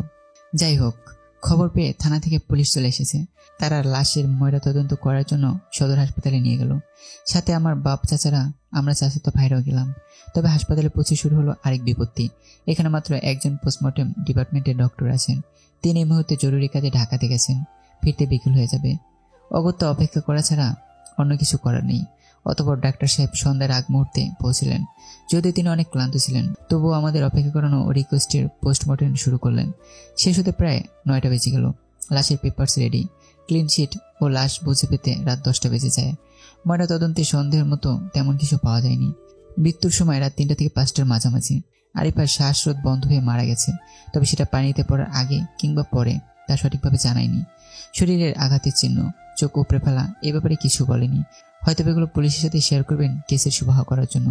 এদিকে অনেক রাত হয়ে যাচ্ছে, সেজন্য আমরা কথা না ভেবে লাশ নিয়ে বাড়ি থেকে রওনা দিলাম। সদর হসপিটাল থেকে নদীর ওপার পর্যন্ত পাকা রাস্তা, তবে মাঝে মাঝে নদীতে ব্রিজ না থাকাতে এপারের রাস্তাটা এখনো কাঁচা। লাশবাহী গাড়ি করে নদীর ওপার পর্যন্ত আসার পরে ঘড়িতে সময় দেখি প্রায় রাত 11টা। বাড়িতে আগেই ফোনে কথা বলে নৌকা রেডি করে রাখা হয়েছিল, সেজন্য ঘাটে এসে নৌকার জন্য অপেক্ষা করতে হয়নি। এতক্ষণ আমরা সবাই একদম চুপচাপ ছিলাম এবং আরিফের মৃত্যুর ব্যাপারে চিন্তিত এবং দুঃখিত ছিলাম। সবারই আঁখি ছলছল ও মন ভারাক্রান্ত, তবে আমি নিষ্ক্রিয় ছিলাম। তারপর যখন লাশ নৌকাতে উঠানো হলো, তখন ভয়ঙ্কর ভয় আমাকে চেপে ধরল। যদিও অন্যান্য সবাই আগের মতোই ছিল, বিগত দিনের স্মৃতিগুলো মনের মধ্যে ভেসে উঠল, বিশেষ করে গত রাত্রির কথা। তবে গত রাত্রির কথা মনে হতে আমার শরীর, চোয়াল ও হাতের মুঠি শক্ত হয়ে উঠল। এবার নিজের মধ্যে ভয় নয়, বরং একটা হিংস্রতা অনুভব করলাম, সাথে অপরাধ বোধ। তাহলে কি আরিফের মৃত্যুর জন্য আমি দায়ী? নিজেকে কোনোভাবেই ক্ষমা করতে পারলাম না। এখন বারবার নিজেকে ধিক্কার দিতে ইচ্ছে করছে। লাশবাহী নৌকা নদীর পানিতে শব্দ করে এগিয়ে চলেছে, আর আমার মধ্যে গত রাতে স্মৃতিস্মরণ চলছে। এই তো আমি সেই রাজমহল বাংলোটির লোহার সিংহে তৈরি গেটের সামনে দাঁড়িয়ে আছি। তার ভিতর থেকে বেশি আসা শব্দ শুনতে পাচ্ছি। নিলয়, আমাকে বাঁচাও, ওরা আমাকে মেলে ফেলবে, বাঁচাও, বাঁচাও। অতপর মনের মধ্যে সাহস যুগে ভিতরে যাওয়ার জন্য মন স্থির করলাম, কেননা বারবার মন বলছিল এটা নিশ্চিত আরিফাই হবে, হয়তো ওর কোনো বড় বিপদের মুখে আছে। তারপর সামনে এগিয়ে লোহার তৈরি গেটের রডগুলোতে হাত দিই, আর সাথে সাথে চমকে উঠলাম, কেননা গেটের মধ্যে ধুলোবালি ও মাকড়াসের জাল বনে রেখেছে। তার মানে কয়েক মাস যাবৎ এই গেট ব্যবহার করা হচ্ছে না। গেটের তালাতেও একই অবস্থা। তবে এই গেট পেরিয়ে বা ডিঙ্গিয়ে বাংলোর ভিতরে যাওয়ার উপায় ছিল না, কেননা গেট অনেক উঁচু করে তৈরি করা, আর এটার উপরের দিকে সুতোর মতো চিকন ও ধারালো করে লম্বা রড বসানো। সেজন্য 15 ফুটের ওয়ালটপকে ভিতরে যাওয়ার প্ল্যানও করি। তবে সেটা করার জন্য আমাকে রশি ব্যবহার করতে হবে। এই মুহূর্তে রশি কোথায় পাবো? এই প্রশ্ন মনে হতেই বাংলো বাড়িটার চারদিকে লক্ষ্য করলাম। আশেপাশে কোনো বাড়ি আছে বলে মনে হলো না, কারণ হালকা ঘন জঙ্গলে ভরা 3 দিক, আর পেছনের দিকটা নদী বয়ে গেছে।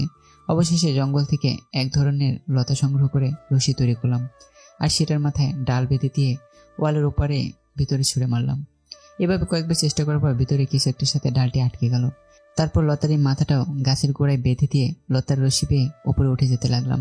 অনেক কষ্ট হচ্ছিল, আর আমার কাছে মনে হচ্ছিল যে কোনো সময় নিচে পড়ে যাব। তাছাড়া তখনও বাড়ির ভিতর থেকে সেই ভয়াল ও করুণ কণ্ঠের সাহায্যের আকুতি ভেসে আসছিল। বোঝাই যাচ্ছিল মেয়েটির উপর কঠিন শাস্তি প্রয়োগ করা হচ্ছে। অপরদিকে সেই কণ্ঠ শুনে গলা শুকিয়ে আসছিল, আর আমার হাত পা কাঁপছিল। তবে আরিফার কথা মনে হতেই বুকে অদম্য সাহস ও শক্তি চলে আসলো। যাই হোক, উপরে ওঠা অনেক কষ্টের হলেও নিচে নামাটা অনেক সহজ ছিল। অতঃপর প্রাচীরের ভিতরে পা ফেলতে স্বস্তির নিঃশ্বাস পেলাম। তবে ক্ষণে ক্ষণে এক ধরনের আতঙ্ক গ্রাস করছিল। তাই তো চোখ কান খাড়া হয়ে উঠল। এবার ধীরে পায়ে চুপিসারে বাংলো চারপাশটা লক্ষ্য করে সামনে এগুতে লাগলাম। অনেক ধরনের ফুল ফলের গাছ দেখতে পেলাম, তবে অধিকাংশই অযত্ন অবহেলায় মৃতপ্রায়। বাংলার চাকচিক্য অন্ধকার ফুরে আগুনের বয়ের মতো দুগ্ধি ছড়াচ্ছিল, যদি এই মুহূর্তে বাংলার ভিতরে কোনো রকম আলো বা প্রদীপ জ্বলছিল না। সব মিলে কেমন একটা ভৌতিক পরিবেশ। বাড়িটির সদর দরজার সামনে পৌঁছতেই ক্যাচ ক্যাচ শব্দ, আপনা আপনি দরজা খুলে গেল। অতঃপর মন্ত্রমুগ্ধের মতো ভিতরে প্রবেশ করলাম। বাড়ির ভিতরে ঢুকতে দরজাটি পুনরায় শব্দ তুলে ভিতর থেকে বন্ধ হয়ে গেল। সেই সাথে আমার হার্টবিট বন্ধ হয়ে যাওয়ার উপক্রম হলো। দরজার শব্দে পিছন ফিরে তাকাতেই কানের মধ্যে এক ধরনের গাইবে আওয়াজ শুনতে পেলাম। স্বাগতম হে প্রিয়, তোমাকে আমার এই স্বপ্নপুরীতে স্বাগতম। এই শব্দে দুঃখ করে বুকের ভিতরে হার্টবিটটা গতি বেড়ে গেল। ঘাড় করে সামনে তাকাতেই এইসব হার্টবিট দৌড়াতে শুরু করলো। কেননা আমার সামনে দাঁড়িয়েছে আজ থেকে 10 বছর আগের অন্নেসালির সেই 2 যুবতী নারীর একজন। এদের মধ্যে একজনের নাম ছিল রীতা, বয়স 27 কিংবা 28। অপরজন জ্যোৎস্না, বয়স 22 কিংবা 23। তখন আমার বয়স ছিল 17 কি 18। যাই হোক, রীতা মোটামুটি দেখতে শ্যামবর্ণে ছিল, কিন্তু জ্যোৎস্না চাঁদের মতোই দেখতে। সেই সময় সবাই জ্যোৎস্নার রূপে মুগ্ধ হয়ে থাকতো আর তাকে বিছানায় চাইতো। রীতাকে খুব কম লোকই একান্তভাবে কাছে টেনে নিয়েছে, আর যারাও নিয়েছে তারা কেবল শরীরের চাহিদা মেটাতে। সেজন্য ওর প্রতি কদর বা ভালোবাসাটা ওই কখনো পাইনি। তবে আমি রীতার মধ্যে কি দেখেছিলাম জানি না। ওকে আমি ভালোবেসে নাম দিয়েছিলাম স্বর্ণলতা, যদি আমার থেকে বয়স অনেক বড় ছিল। যখন আমি অন্য ছেলে আস্তানায় যেতাম, বারবার রীতার কাছাকাছি থাকতাম, ওর সাথে গল্প করতাম, আড্ডা দিতাম। ইচ্ছে থাকা সত্ত্বেও ওদের দুজনের কাউকে বিছানায় নেওয়ার সামর্থ্য বা টাকা আমার ছিল না। বিশেষ করে জ্যোৎস্নার ডিমান্ড ও কাস্টমার অনেক থাকাতে আমি ভিড়তে পারিনি। তাই সবসময় রীতার সাথে আড্ডা দিতাম, ওকে কবিতা ও গানও শোনাতাম। একদিন ওই বলেছিল, নীল, তুই প্রতিদিন এখানে আসিস, কিন্তু কাউকে বিছানায় নিয়ে যাস না কেন?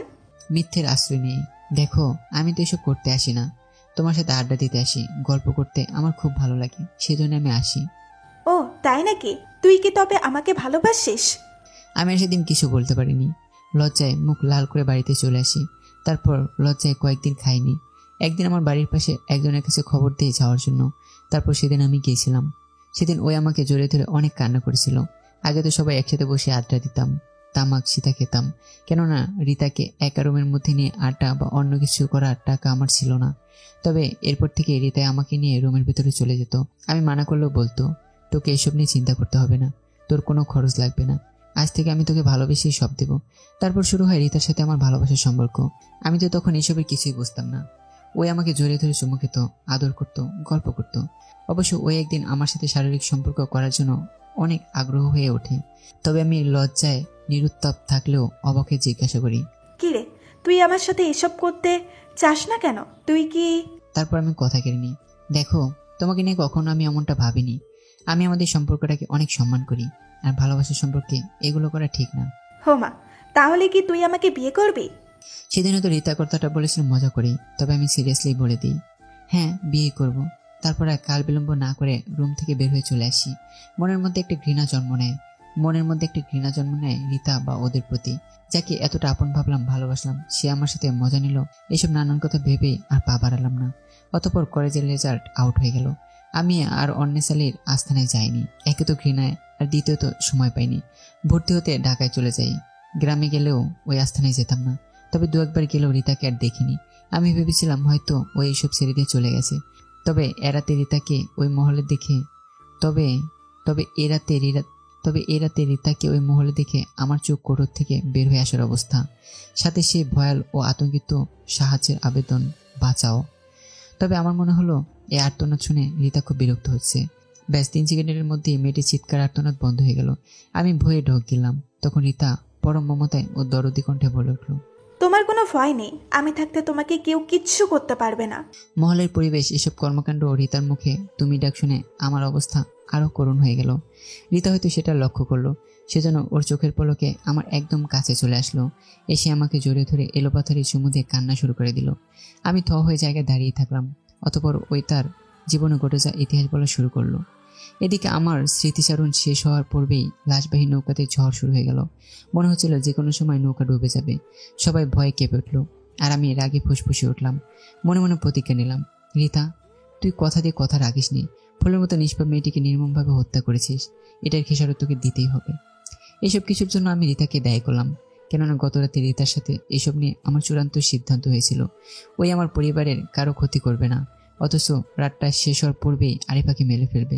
তাছাড়া এখন যে নদীর বুকে জোরে বাতাস বইছে, সেটাও নিশ্চয়ই রিতার কারসাজি। এইসব কাজে আমাকে বাধা দিয়ে ধৈর্যের সীমা ভেঙে দিচ্ছে। এজন্য আরিফার লাশের দাফন কার্য সম্পন্ন করে রিতার মহলে প্রবেশ করার সিদ্ধান্ত নিলাম। আজ রাতে ওর সাথে একটা স্তনে তো করেই ছাড়বো। এরই মধ্যে নদীর উপর থেকে চলে এলাম। এখানে বাড়ির ছোট বড় সবাই অপেক্ষা করছিল। তারপর লাশ নিয়ে বাড়ির দিকে হাঁটতে আরম্ভ করলাম। বাড়িতে পৌঁছে রাত 12টা বেজে গেল। পোস্টমর্টেম করা কাটা সেরা লাশ নিয়ে বেশিক্ষণ অপেক্ষা করতে পারলাম না। তাছাড়া ইতিমধ্যে সকল আত্মীয় স্বজনরাও চলে এসেছে। সেজন্য রাতের বেলাতেই জানাজা কার্য শেষ করে দাফন করে দিলাম। এসব কিছু করতে করতে প্রায় রাত 3টা বেজে গেল আর শারীরিকভাবে অনেক ক্লান্ত হয়ে পড়লাম। সারাদিন খেয়ে না খেয়ে বাইরে ছিলাম। তারপর পুরো পরিবারের সবাইকে আমি একাই সান্ত্বনা দিচ্ছিলাম।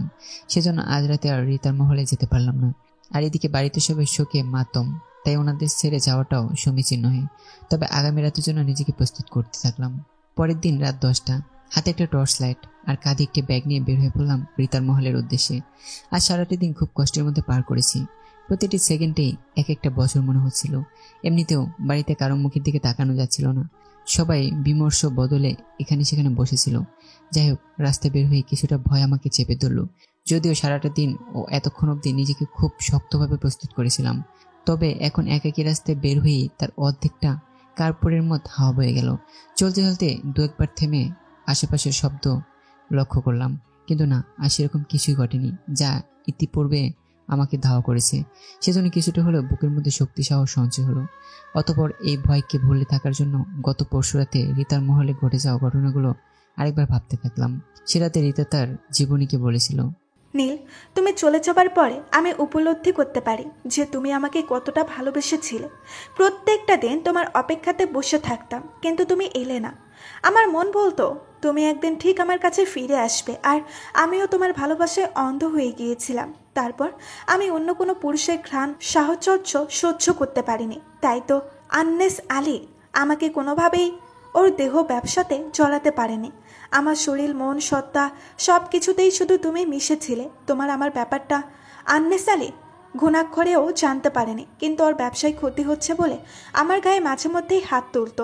অবশেষে আমাকে কোনোভাবেই বাধ্য করতে না পেরে একলা এক রুমে বন্দি করে রাখে। এমনকি খাবার তো দূরের কথা, পানি পর্যন্তও দেয়নি। এভাবে 5 দিন চলার পরেও আমি রাজি না হওয়াতেই মেরে ফেলার হুমকি দিয়ে যায় আন্নেস আলী। তারপর একদিন জ্যোৎস্না আমার রুমে আসে খাবার নিয়ে।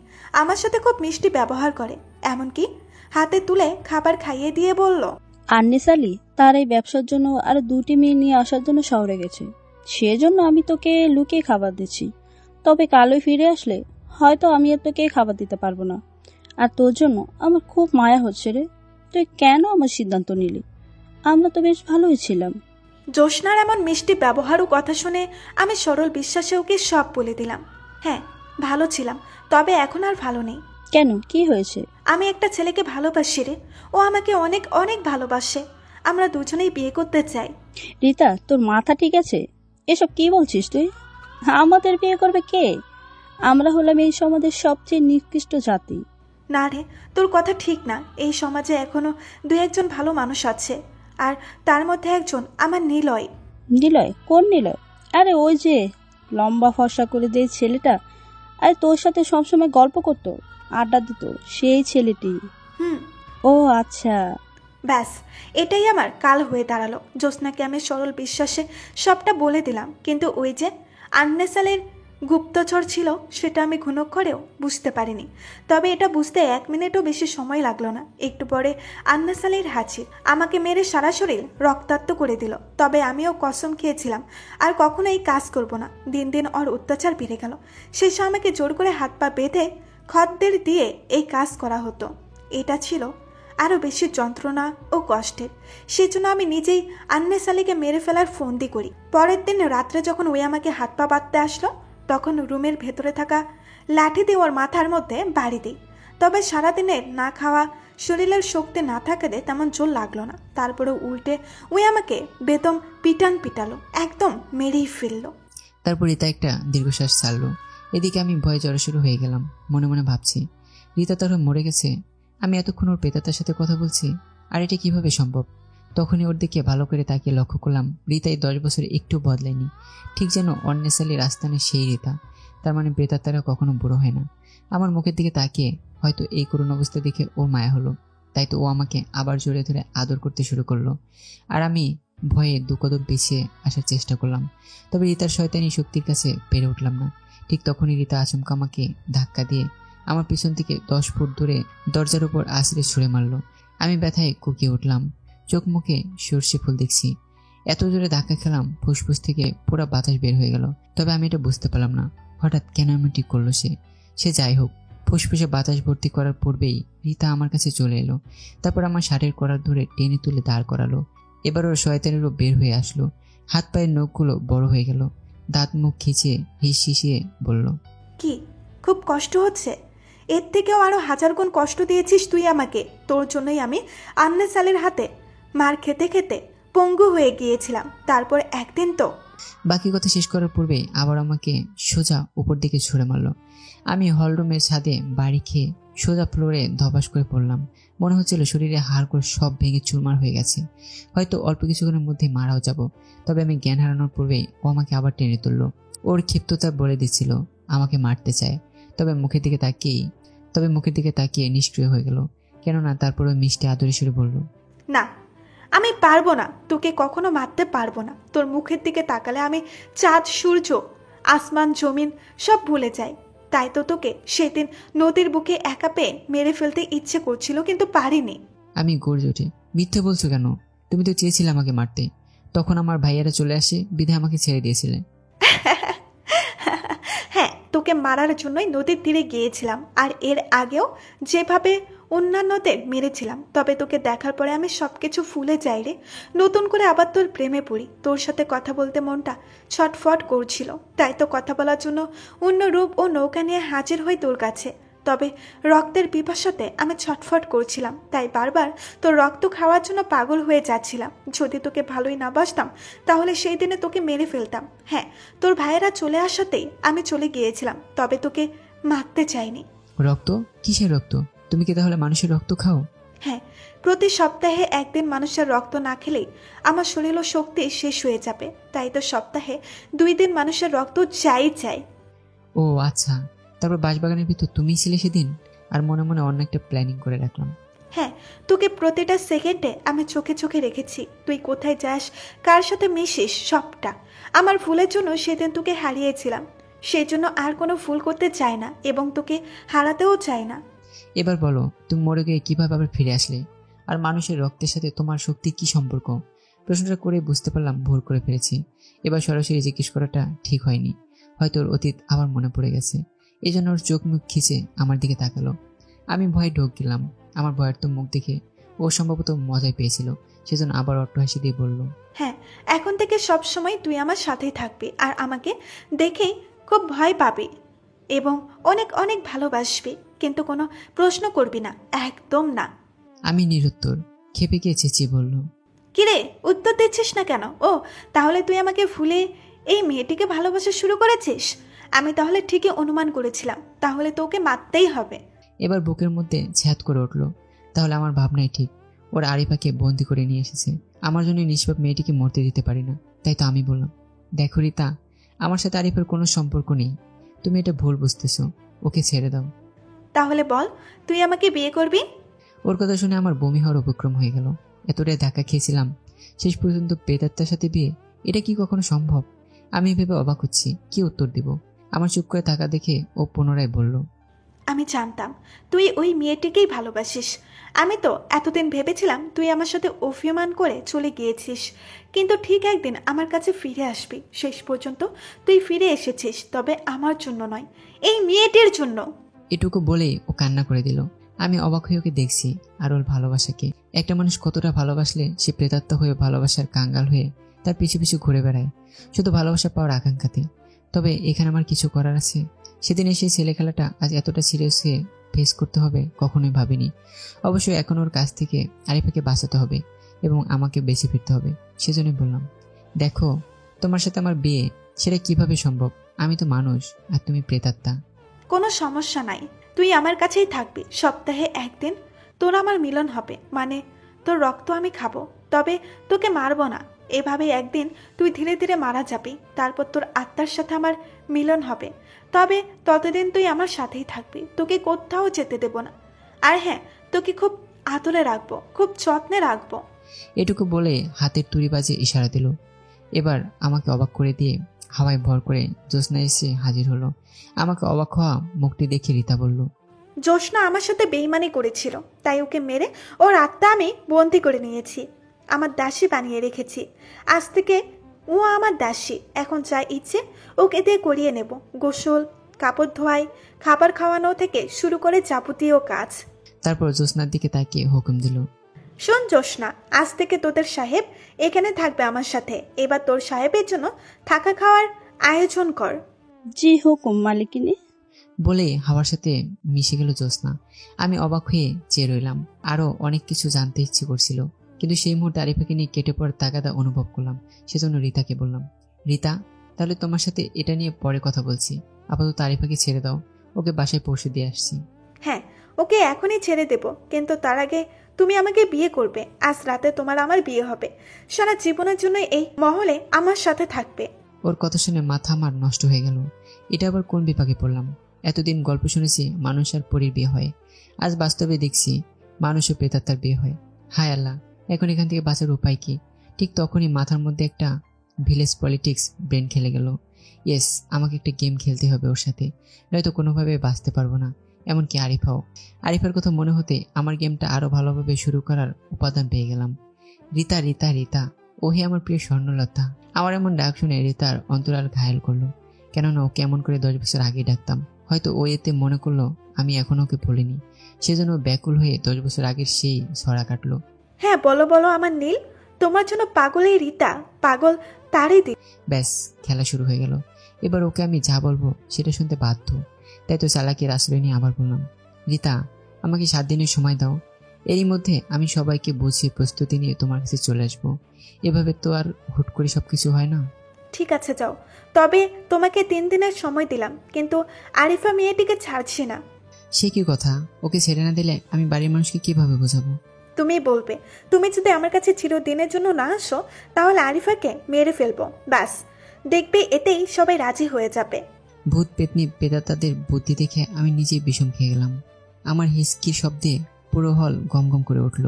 তখন রীতা আমার কাছে এসে মাথার মধ্যে আলতো করে ছুঁয়ে দিয়ে বলল, আমি জানতাম তুই আমার সাথে চালাকি করবি, সেজন্যই এখন ধরা খেয়ে তোর হিসকি দিয়ে উঠছে। এদিকে আমি মনে মনে ভাবছি, রীতার আত্মা এত বুদ্ধি পেল কোথায়? এটা প্রেতাত্মা পেতনি নাকি বিজ্ঞানী আইনস্টাইন? অবশ্যই এখানে আইনস্টাইন না হয়ে পেতনিস্টাইন হওয়ার কথা। যাই হোক, এখন কথা হলো ওকে ঘায়াল করবো কিভাবে, সেটা আমাকে জানতেই হবে। তাছাড়া যেহেতু এই 7 দিনের মানুষের রক্ত না খেলে শক্তি শেষ হয়ে যাবে, সেহেতু যেভাবেই হোক ওকে 7 দিনের জন্য বন্দি করতেই হবে। তবে ও এটা সত্যি বলেছে নাকি মিথ্যা, সেটা তো বোঝার উপায় নেই। তবুও রীতা সম্পর্কে অনেক কিছুই জানা হয়ে গেল। এখন আরিফাকে ছাড়িয়ে নিয়ে যেতে পারলে কোনো একটা উপায় বের করা যেত। তবে আমাকে সময় দিয়েছে মাত্র 3 দিন। এই 3 দিনে কি করা যেতে পারে?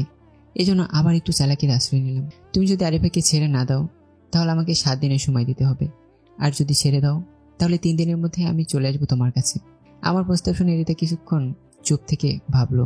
আমি তো মনে মনে ডাবল খুশি, এবার কাজ হয়ে যাবে। তবে আমাকে আশ্চর্য করে দিয়ে সম্মতি দিল, তবে প্রথমটা।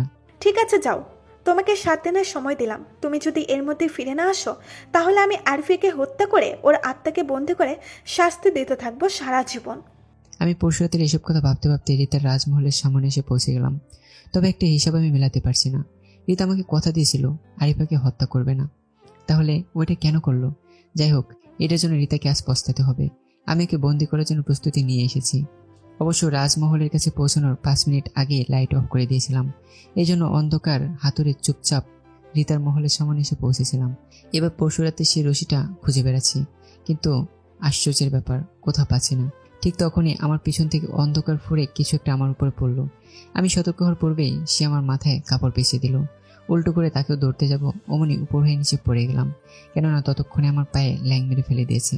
তারপর বিদ্যুৎ গতিতে সে আমার পিঠে চেপে বলল, রীতার সাথে আমার কি সম্পর্ক? মেয়েটির কণ্ঠ শুনে আমি অবাক হয়ে গেলাম। তার থেকে বেশি অবাক হলাম মেয়েটির গায়ের জোর ও কৌশল দেখে। আগন্তুক মেয়েটির প্রশ্নের জবাব দেওয়ার পূর্বে মাথার মধ্যে 360 ডিগ্রিতে ব্রেন চালানো শুরু করে দিলাম। কে এই মেয়েটি? তার সাথে এই কেসের কি সম্পর্ক?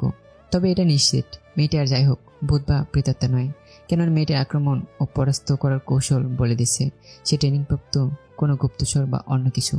যাই হোক, এটা মাথায় আসতে আমি ভৌতিক অধ্যায় থেকে বের হয়ে বৈজ্ঞানিক পন্থা অবলম্বন করতে প্রস্তুতি নিলাম। তাছাড়া ভৌতিক শক্তির অধিকারী রিতার কাছে পরাস্ত আর সাধারণ রক্তমাংসের মানুষের কাছে পরাস্ত হওয়া আকাশ পাতাল তফাৎ। এমনকি ব্যাপারটা সম্মান ও আত্মকেন্দ্রীয়। সেজন্য আমি নিজের ভূমিকা দেখানোর জন্য চোখের পলকে মেয়েটি সহ এক গড়ান দিয়ে দাঁড়িয়ে পড়লাম। তারপর মেয়েটিকে বুঝতে দেওয়ার আগে আচমকা তার একটি হাত ধরে মুচড়ে পিছনে নিয়ে যাই। এবার মেয়েটি আমার সামনে আর আমি তার পিছনে দাঁড়িয়ে। অতঃপর মাইক্রো সেকেন্ডের মধ্যে তার শরীরের গঠন দেখে নিলাম। লম্বায় 5 ফিট 7 ইঞ্চির মতো, আর বেশ হষ্টপুষ্ট, পেশিবহুল হাত জানান দিচ্ছে, নিয়মিত জিম করা শরীর। অন্ধকারের জন্য এর থেকে বেশি কিছু অনুমান করে বোঝার উপায় নেই। এবার আমি মেয়েটির কানের কাছে মুখ নিয়ে এসে মজার ছলে ভৌতিক ভঙ্গিমায় বললাম, রীতা আমার হবু স্ত্রী, কিন্তু আপনি কে মহাশয়া? তবে মজা করতে গিয়ে বোকামি করে ফেললাম, কেন আমি 1 সেকেন্ডের জন্য ভুলে গেছিলাম মেয়েটি একজন ট্রেনিংপ্রাপ্ত এজেন্ট, স্পাই বা অন্য কিছু। যাই হোক, আমার বলে মেয়েটির হাতের কবজিতে হালকা ঢিল পড়ে। তবে মেয়েটি ভুল করলো না, সে এই বেখেয়ালি পড়ার পুরো ফায়দা নিয়ে নিল। আচমকা 2 পা মাটিতে জোরে ঠেলে দিল। উল্টো ডিগবাজিতে আমার মাথার উপর দিয়ে পেছনে চলে আসে। এতই দ্রুত গতিতে ছুটে আসে যে আমার পক্ষে কিছুই করা ছিল না। অতঃপর তার হাঁটু আমার পিঠের উপরে লাগিয়ে 2 হাতে গলা পিছিয়ে ধরে নাটকীয় সুরে বলল, হবু বউকে চেনেন অথচ শালিকাকে চেনেন না? সেটা তো হতে পারে না দুলা ভাই। তারপর দুজনে একসাথে হেসে উঠলাম। তবে আমার থেকে মেয়েটির হাসি শব্দে উচ্চস্বরে হয়ে যাওয়াতে দ্রুত ওর মুখটি চেপে ধরে ফিসফিসিয়ে বললাম, মাই ডিয়ার শালিকা, এত জোরে হেসো না, নয়তো মহলের ভিতর থেকে আমার শাকচুনি বউ শুনতে পাবে আর দুজনের মন্ড কেটে নেবে। আমার কথা শুনে ওর হাসির মাত্রা আরো বেড়ে গেল। তার মুখ চেপে ধরে রাখা সত্ত্বেও হাসির শব্দ বের হয়ে যাচ্ছিল। শেষে উপায়ন্ত না দেখে ওকে ধরে নদীর তীরের দিকে চলে গেলাম। এবার রিতার মহল থেকে বেশ খানিকটা দূরে, আর এদিকে জঙ্গল না থাকাতে হালকা আলো এসে পড়েছে আমাদের উপর। সে আলোতে ওর চাঁদের মতো মুখটি আরো মিষ্টি দেখাচ্ছে। এতক্ষণ জঙ্গলের ভিতরে দুজনে কুস্তাকুস্তিতে শরীরে ঘাম ছুটে গিয়েছিল। তবে নদীর কিনারে এসে এখানকার ঠান্ডা বাতাস শরীরে একটি শিহরণ জেগে উঠল। নিমিষে তার চোখ মুখের দুষ্টুমির ছোঁয়া ভর করলো। আমি কিছু বলার আগেই ও আমার উপরে ঝাঁপে পড়ল। আমি তাকি সহ নদীর তীরবর্তী বালিকোনার উপর চিৎ করে শুয়ে পড়লাম, আর ওই আমার বুকের উপর। অতঃপর আমার 2 হাতের আঙ্গুলের ফাঁকে ওর হাতের আঙ্গুল রেখে শক্ত মুঠি বানিয়ে 2 হাত দুদিকে প্রসারিত করে দিল। এবার দুটো শরীর নিবিড়ভাবে মিশে গেল। আমি তার ঘনিষ্ঠ ছোঁয়া পেয়ে কিছুটা কেঁপে উঠলাম। আধ বোঝানো চোখ দেখতে পেলাম, আর অক্তিম ঠোঁটজোড়া আমার দিকে ধেয়ে আসছে। আমি ওর উষ্ণ ছোঁয়া পেতে মরিয়া হয়ে উঠলাম। তারপর দুজনে হারিয়ে গেলাম ভিন্ন গ্রহে। অবন্তী রহস্যমানব এজেন্সির একজন বিধ্বস্ত এজেন্ট ও সহকারী পরিচালক। ওর আরও একটি পরিচয় আছে, সেটা হয়তোবা এতক্ষণে জেনে গেছেন। হ্যাঁ, ওই আমার সিঙ্গেল জীবনের একমাত্র মিঙ্গেল। যাই হোক, আমার অবর্তমানে ওই এজেন্সি পরিচালনা করে, এবারও তাই করছিল। তবে অর্নেসালির কেস সমাধান করার জন্য আরও একজন গোয়েন্দা এজেন্টের প্রয়োজনীয়তা অনুভব করি। সেটা অবন্তীকে জানিয়ে কিছু দিক নির্দেশনা পাঠিয়ে দিই। তবে ওই অন্য এজেন্ট পাঠাতে অস্বীকার করে, নিজেই চলে আসতে চায়, সাথে ছোট্ট একটা মেসেজ। নীল, অনেকদিন হলো তোমাকে দেখিনি, ভীষণ মিস করছি। অবন্তীর মেসেজ পড়ে বুঝতে পারছিলাম এখন ওকে মানা করলে শুনবে না, অগত্যা স্বীকার করতে বাধ্য হই। তাই তো ওই আজ ঢাকা থেকে এখানে চলে এসেছে। আর হ্যাঁ, অর্নেসালি একজন স্মাগলার, চোরাকারবারি ও নারী পাচারকারী। দেশের বিভিন্ন অঞ্চলে সাধু সন্ত্রাসী হয়ে ঘুরে বেড়ায়, আশ্রম ঘুরে বসে। সেখানকার যুবতী মেয়ে নারীদের চিকিৎসা ও সাধক বানানোর লোভ দেখে সবাইকে একা রাত্রে উপস্থিত হতে বলে। এরপর নেশাজাতীয় কিছু খাইয়ে দিয়ে রাতের আধারে চুপি চুপি সবাইকে নিয়ে কেটে পড়ে। তারপর নৌপথে বিশ্বের বিভিন্ন রাষ্ট্রে পাচার করে দেয়। এছাড়া অস্ত্র ও মাদক ব্যবসায় জড়িত। এরকম বিভিন্ন তথ্য সরকারি দপ্তরে জমা আছে। সরকারিভাবে পদক্ষেপ নিয়েও তাকে আটকানো যায়নি। সে কখন কোথায় থাকে বলতে পারে না। শেষ পর্যন্ত যখন অর্নেসালিকে ধরার জন্য পুরো প্রশাসন মারিয়ে হয়ে ওঠে, তখন 3 মাস আগে একদিন জানা যায় অর্নেসালি লাশ নদীতে পাওয়া গেছে। অবশ্য লাশ দেখে বোঝার উপায় ছিল না এটা কার বডি, কেননা লাশের চোখ উপড়ে ফেলা, মুখ থেকে মাংস থাবলে তোলা, আর তার শরীরে ক্ষতবিক্ষত। শরীরের জামা কাপড়, পুঁথির মালা ও তাবিজ কবজ দেখে অনুমান করা হয়। তাছাড়া অর্নেসালির সাতকুলে কেউ ছিল না, সেজন্য এলাকাবাসী সকল ব্যবস্থা করে। তবে সরকারিভাবে অর্নেসালির মৃত্যুর রহস্য উদ্ঘাটন ও সত্যটা নিশ্চিত করার জন্য 2 জন গোয়েন্দা পাঠানো হয় এই এলাকাতে।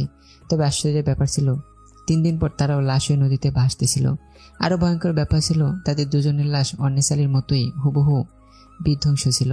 এখানেই থেমে থাকেনি, তার কয়েকদিন পর পর নদীর বুকে লাশ পাওয়া যাচ্ছিল, যে সমস্ত লাশগুলো আগের লাশগুলোর মতোই বিধ্বংস ছিল। সবাই ধারণা করলো এই সব কিছু কোনো খারাপ জিন বা প্রেতাত্মাদের কাজ। তারপর থেকে মাঝে মধ্যে মধ্যরাতে ভৌতিক কিছু ঘটতে থাকে এই এলাকাতে। সেজন্য রাতের বেলা একান্ত দরকার ছাড়া কেউ বের হয় না, আর হলেও কয়েকজন মিলে। অতঃপর মৃতদেহ গোয়েন্দার অস্বাভাবিক মৃত্যু রহস্য উদ্ঘাটন করতে কেউ আর এখানে আসা সাহস দেখায়নি।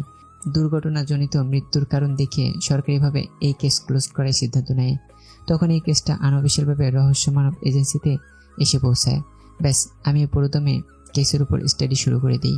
এদিকে দাদু মৃত্যুবার্ষিকী উপলক্ষে আমাকে নিয়ে যাওয়ার জন্য আব্বু আম্মু প্রেশার দিতে থাকে। আমি তাদের বুঝতে না দিয়ে প্রথম দিকে ব্যস্ততার জন্য না করে দিই। পর অন্যদের বলি, তোমরা যাও, আমি অনুষ্ঠানের একদিন আগেই ঠিকঠাক পৌঁছে যাব। তারপর প্ল্যানিং মোতাবেক রাতের আধারে হাজির হই ভৌতিক ব্যাপারটা বোঝার জন্য। দাদুর মৃত্যুবার্ষিকীর একদিন আগে এবং মধ্যরাতে ঘাটে এসে পৌঁছাই। অবন্তীর সাথে প্রেম খেলা করার পর হয়তো একটু চোখ বন্ধ হয়ে এসেছিল। পরক্ষণে অবন্তীর ডাকে কান খাড়া হয়ে গেল।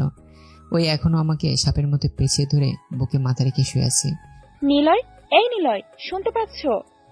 দিব্যি শুনতে পাচ্ছি, বলো। তুমি কি করে বুঝলে আন্নেসালি এখনো জীবিত আছে? অপেক্ষা বস, তার আগে বলো তুমি কখন এসে রীতা তথা অন্নেসালির মহলের কাছে পৌঁছেছ? আর কেউ বুঝতে পারেনি তো তোমার আগমনের হেতু? তুমি এত নিষ্ঠুর কেন? কোথায় জিজ্ঞেস করবে ঠিক মতো পৌঁছাতে পেরেছো কিনা, সেটা না করে আমার উপর গোয়েন্দাগিরি শুরু করেছো। আমাকে তুমি একটুও ভালোবাসো না, যত প্রেম ভালোবাসা এই পেশার প্রতি। অবন্তী, ছেলে মানুষই করো না তো, এসব তোমার আমার ভালো জন্য বলছি। এবার ঠিকঠাক জবাব দাও তো। হ্যাঁ, এ নিয়ে তোমাকে চিন্তা করতে হবে না, আমি একদম তোমার দিক নির্দেশনা মোতাবেক ছদ্মবেশ ধারণ করেই এসেছি। ও আচ্ছা, গুড, ভেরি গুড। এবার বলো কখন এসেছো, আর মহল থেকে কাউকে বের হতে বা ঢুকতে দেখেছো কি? না স্যার, সেরকম কিছু নজরে পড়েনি। তাছাড়া আমি সন্ধ্যার মধ্যেই পৌঁছে গেছি, আর তখন থেকেই নজর রাখছি। গুড। আচ্ছা নিলয়, তুমি কি করে বুঝলে আন্নেসালি জীবিত আছে? আর রীতা কি সত্যি সত্যি ভূত প্রেতাত্মা নাকি? অবন্তীর কৌতূহল দমানোর পূর্বে আমার কান কৌতূহল কিছু একটা শুনতে খাড়া হয়ে গেল। আমি অবন্তীকে আর কিছু বলার সুযোগ না দিয়ে ওর মুখ চেপে ধরলাম। ততক্ষণে ওই ব্যাপারটা বুঝে গেছে। এখন এই মুহূর্তে আমরা খোলা আকাশের নিচে বালিশ উপর শুয়েছিলাম, তাই দ্রুত ক্রসিং করে জঙ্গলে লুকিয়ে পড়লাম। হাত ঘড়িতে সোডিয়ামের কাঁটাটা জানান দিচ্ছে সময় রাত 1টা। আমরা দুজনে চুপচাপ দাঁড়িয়ে শব্দ উৎসের দিকে কান পেতে আছি। মনে হচ্ছে আমাদের নিকট থেকে কয়েকশো হাত দূরে নদীর তীরবর্তী এলাকায় শব্দ হচ্ছে।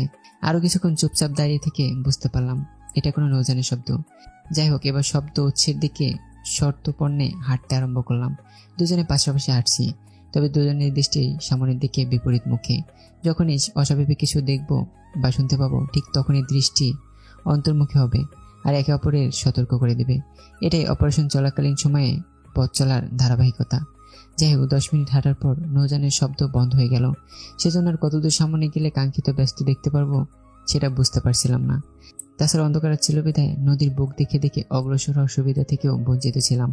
এভাবে আরো 10 মিনিট হাঁটার পর বড় একটা ভাঙা মন্দিরের কাছাকাছি এসে পৌঁছালাম। এই ঘন জঙ্গলের ভিতর মন্দিরটা দেখে অবন্তীর চোখ কপালে উঠে গেল।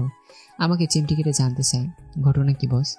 মন্দিরটি এত বছরের পুরনো, ব্রিটিশ শাসনের রাজা কিরণ সাহা এটি তৈরি করেছিলেন। তবে কালের বিবরণে তার রূপ হারিয়েছে, সাথে বাড়ির অংশ বিশেষ। মানে নদীর পাড়ে ভাঙানোর সাথে সাথে অর্ধেক নদী গর্ভে বিলীন হয়ে গেছে। তখন পুজো করার ঝুঁকি থাকাতেও এখানকার হিন্দু সম্প্রদায় অন্যান্য মন্দির নির্মাণ করে।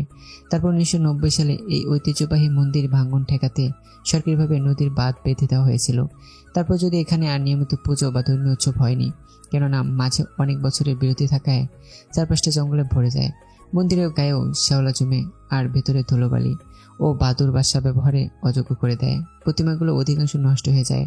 তবে এলাকার হিন্দু সম্প্রদায় তাদের এই শত বছরের পুরনো মন্দিরের মায়া ও কৃতি ভুলতে পারে না, তাই বিশেষ বিশেষ পুজো বা মানত করতে এখানে আসতো।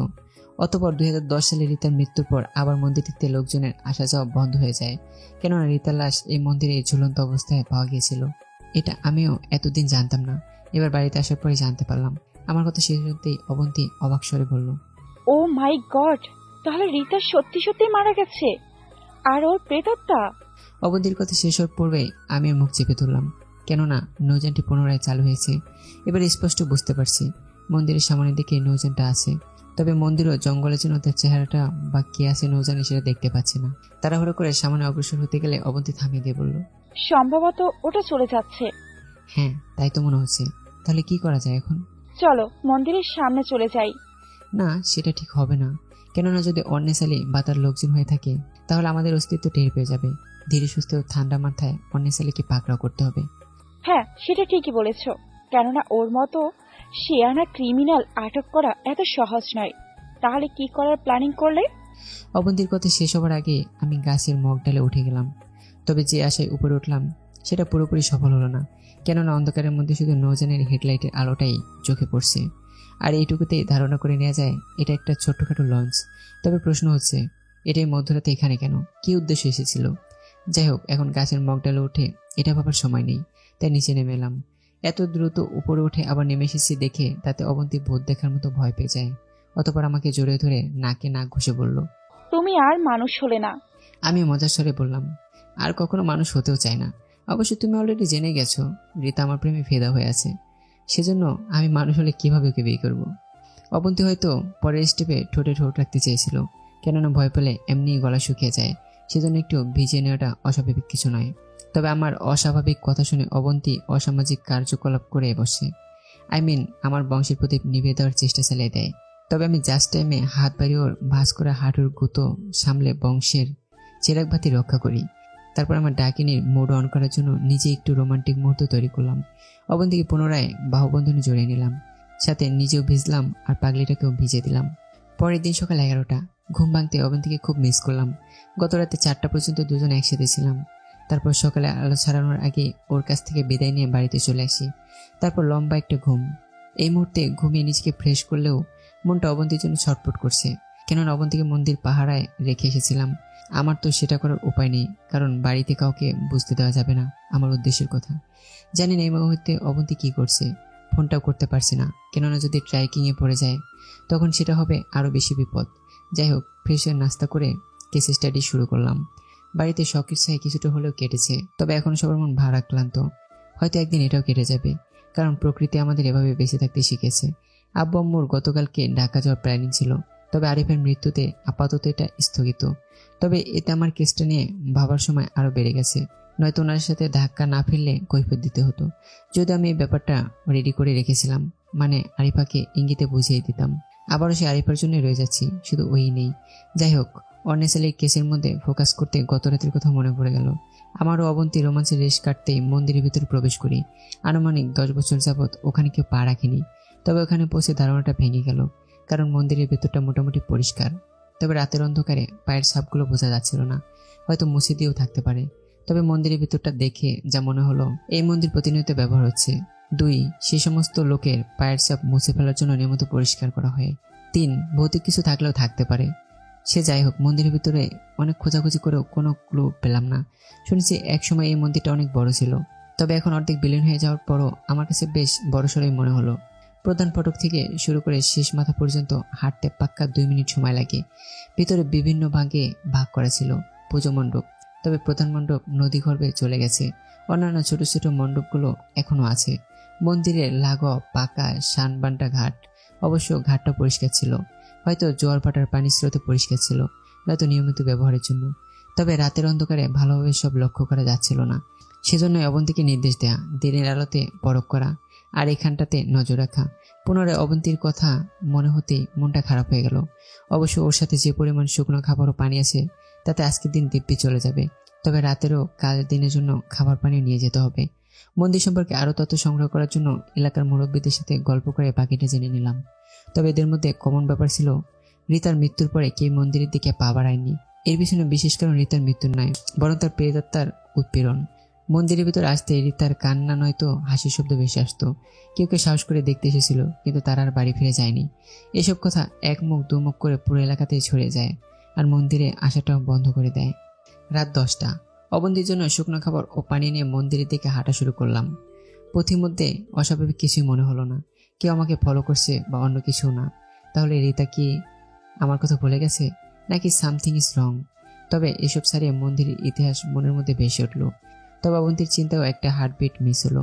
কেন যেন মন বলল মেয়েটির সাথে খারাপ কিছু হয়েছে। অতঃপর হাঁটার গতি বাড়িয়ে দিলাম। মাঠ ঘাট জঙ্গল পেরিয়ে মন্দিরের কাছাকাছি উপস্থিত হলাম। নিরাপত্তার জন্য 5 মিনিট চুপচাপ স্থির দাঁড়িয়ে অপেক্ষা করলাম। না, অস্বাভাবিক কিছুই দেখতে বা শুনতে পেলাম না। তারপর ধীরগতিতে সামনে এগোতে থাকলাম। প্রথমে নিজের উপস্থিতি অবন্তীকে জানানোর জন্য সংকেত প্রেরণ করলাম। ওদিক থেকে কোনো সাড়া পেলাম না। আরও 2 বার সংকেত পাঠালাম, না, এবারও কোনো প্রত্যুত্তর নেই। মনের মধ্যে শঙ্কা বাসা বাঁধার আগেই মনকে বোঝালাম ও নিশ্চয়ই সারাদিনের ক্লান্তিতে ঘুমিয়ে পড়েছে। যেহেতু এই মন্দির থেকে আরও 1 কিলো ভিতরে অবন্তী ক্যাম্পিং টেস্ট লাগিয়েছে, সেহেতু ওখানে আগে খোঁজ নিতে হবে। গত রাতে 2 জন ওখানেই ছিলাম, তাই রাস্তায় চিনতে কোনো সমস্যা হলো না। তাঁবুতে পৌঁছাতে অবাক হয়ে গেলাম, কেননা গত রাতে যেভাবে রেখে গেছিলাম ঠিক সেভাবে আছে সবকিছু, শুধু অবন্তী নেই। এমনকি শুকনো খাবার পানি সবকিছুই পড়ে আছে। তাহলে কি ও কিছুই খেতে পারেনি? তার আগেই কথাটা শেষ করার পূর্বেই আমার 6ষ্ঠ ইন্দ্রিয় সজাগ হয়ে গেল। বিপদে হ্রাস করতে পারলাম। আমার মন বলছে এই মুহূর্তে অনেক অপেক্ষা করা মানে বোকার মতো স্বর্গে বাস করা আর নিজের মৃত্যুকে সাদরে স্বাগত জানানো। কেননা অবন্তী যেহেতু নিখোঁজ, সেহেতু আমার জন্য কোনো মৃত্যু ফাঁদ পেতে রাখাটা অসম্ভব বলে কিছু নেই।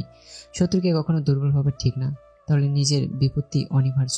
সেজন্য অতি দ্রুত কিন্তু একদম নীরবে ওখান থেকে এসে একটি বড় গাছের মগডালে উঠে গেলাম। তারপর 2 ডালের সংযোগস্থলে মাছের 2 পা দুদিকে ছড়িয়ে দিয়ে চুপচাপ বসে লক্ষ্য করতে থাকলাম অস্বাভাবিক কিছু চোখে পড়ে কিনা। সময় বয়ে যাচ্ছে, কিন্তু কারো কোনো সারা শব্দ নেই। একই জায়গায় অনেকক্ষণ ধরে বসে থাকার কারণে অলরেডি হাতে পায়ে ঝি ধরে গেছে। সেজন্য ভাবছি এখন কি নিচে নেমে মন্দিরটা ভালো করে খুঁজে দেখবো, হয়তো ওখানেই কোথাও অবন্তী আছে। ঠিক এমন সময় আমার পিছনে ডালপালা সহ পাতাগুলো হালকা নড়ে উঠল। আমি বাতাস মনে করে চুপচাপ বসে রইলাম। তবে কয়েক সেকেন্ডের মধ্যে টের পেলাম সেটা বাতাস ছিল না। আমার গায়ে ডিস্টেন্স মোটা শার্ট পরা থাকা সত্ত্বেও পিঠের মধ্যে শীতল স্পর্শ অনুভব করলাম। অতঃপর পিঠ বেয়ে উপরের দিকে উঠে আসতে থাকলো সেই বরফ শীতল স্পর্শ। ঘাড়ের কাছে এসে 5 থেকে 6 সেকেন্ড অপেক্ষা করলো। এতক্ষণ আমার নিঃশ্বাস বন্ধ হয়ে গেছে। ভয়ে হার্টবিট বেড়ে গেলেও শরীরে একদম ফ্রিজিং করে দিলাম, যাতে সেটা বাহিরে কেরালা পাওয়া যায়। এই মুহূর্তে নিজেকে জীবন্ত ট্যাটু অফ লিবার্টি বললেও ভুল হবে না। এতটাই জমে গেলাম, নিচে 2 পা ঝুলন্ত অবস্থায় রাখা, 2 হাতে সামানের ডাল জড়িয়ে ধরে রাখা। ওই অবস্থাতেই নীরবে নিভৃণে টান টান হয়ে মৃত্যুর প্রহর গুনছি। একটু নড়াচড়া করলেই যে কোনো সময় কুপাকাত হয়ে যেতে পারি। এরপরে অনুভব করলাম শীতল স্পর্শটি ধীরে ধীরে ডান হাতের দিকে অগ্রসর হচ্ছে। আমার কাছে মনে হচ্ছিল কয়েক যুগ পার হয়ে গেল, কিন্তু শীতল স্পর্শটি এখন আমাকে ছেড়ে যাচ্ছে না। তারপর ধীরে ধীরে হাত হয়ে হাতের ডালের দিকে অগ্রসর হতে লাগলো। এভাবে কোনো এক সময় শীতল স্পর্শটি উধাও হয়ে গেল, মানে হাত থেকে গাছের মধ্যে চলে গেল। পাক্কা 2 মিনিট পর নিঃশ্বাস ছেড়ে দিয়ে মনে মনে বললাম, যাক বাবা, ভূত প্রেত নিচ্ছে সাপের আক্রমণ কোনো অংশে কম নয়। মন্দিরের কাছাকাছি এসে পুনরায় চুপচাপ অপেক্ষা করতে থাকলাম। ভিতর থেকে কোনো শব্দ বা অস্বাভাবিক কিছু শুনতে পাইনি। 2 মিনিট অপেক্ষা করার পরও যখন ব্যতিক্রম কিছু শুনতে পেলাম না, তখন মন্দিরের দিকে অগ্রসর হলাম।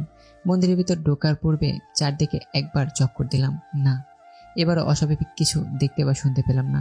এবার পুরোপুরি নিশ্চিত হয়ে মন্দিরের ভিতরে ঢুকলাম। তবে মন্দিরের ভিতরে পৌঁছে যে জিনিসটা প্রথমে লক্ষ্য করলাম সেটা হলো অবন্তী কোনো সংকেত বা চিহ্ন আমার জন্য রেখে গেছে কিনা। কেননা অবন্তীর মতো বিচক্ষণ ও দক্ষ এজেন্টরা কখনোই এভাবে নিঃশব্দে হারিয়ে যেতে পারে না। শত বাধা বিপত্তির মুখেও এজেন্সির দেওয়া প্রশিক্ষণ ও নির্দেশনা ভুলে গেলে চলবে না। কেননা গোয়েন্দার কার্যক্রম নেট বা জালের মতো নয়। একজন থেকে 100 জনের মধ্যে তথ্যটি পৌঁছে দেওয়া প্রতিটা এজেন্টের মৌলিক দায়িত্ব। সেখানে অবন্তী স্পেশাল এজেন্ট, ওর জন্য এটা খুবই স্বাভাবিক। মন্দিরের প্রতিটা কোনায় ও পড়তে পড়তে পরীক্ষা নিরীক্ষা করেও কোনো কিছুই পেলাম না। তখনই মনে হলো, তাহলে অবন্তীকে রীতা রাজমহলে নিয়ে যাওয়া হয়নি তো? এটা মনে হতেই তখন মাথার মধ্যে একটা গোলকধাঁধার ঝটকা খুলে গেল। হ্যাঁ, এবার যেন পুরো কেস মাথার মধ্যে সেট হয়ে গেল। অন্নেস আলী, রীতা, আরিফা ও আরো অনেকের নাম মাথার মধ্যে চক্রকারে ঘুরতে থাকলো। ঠিক তখনই মনে হলো রীতার রাজমহলের সাথে এই মন্দিরের কোন একটা যোগসূত্র আছে। রীতা তার রাজমহলের সদর গেট কখনোই ব্যবহার করে না। ওরা সবসময় মন্দিরের পথ ব্যবসার জন্য ব্যবহার করে। তাহলে ওরা যাতায়াত করে কোথা দিয়ে? ব্যাস, তখনই মাথার মধ্যে ঘন্টা বেজে গেল। হ্যাঁ, এবার অবন্তী দেওয়া সংকেতের কথা মনে পড়ে গেল। মন্দিরের শেষের দিকে ছোট্ট একটা রুম আছে, যেখানে সম্ভবত পুরোহিত মশাই থাকতেন। রুমের ভিতর তেমন কিছুই নেই, সবকিছুই নষ্ট হয়ে গেছে।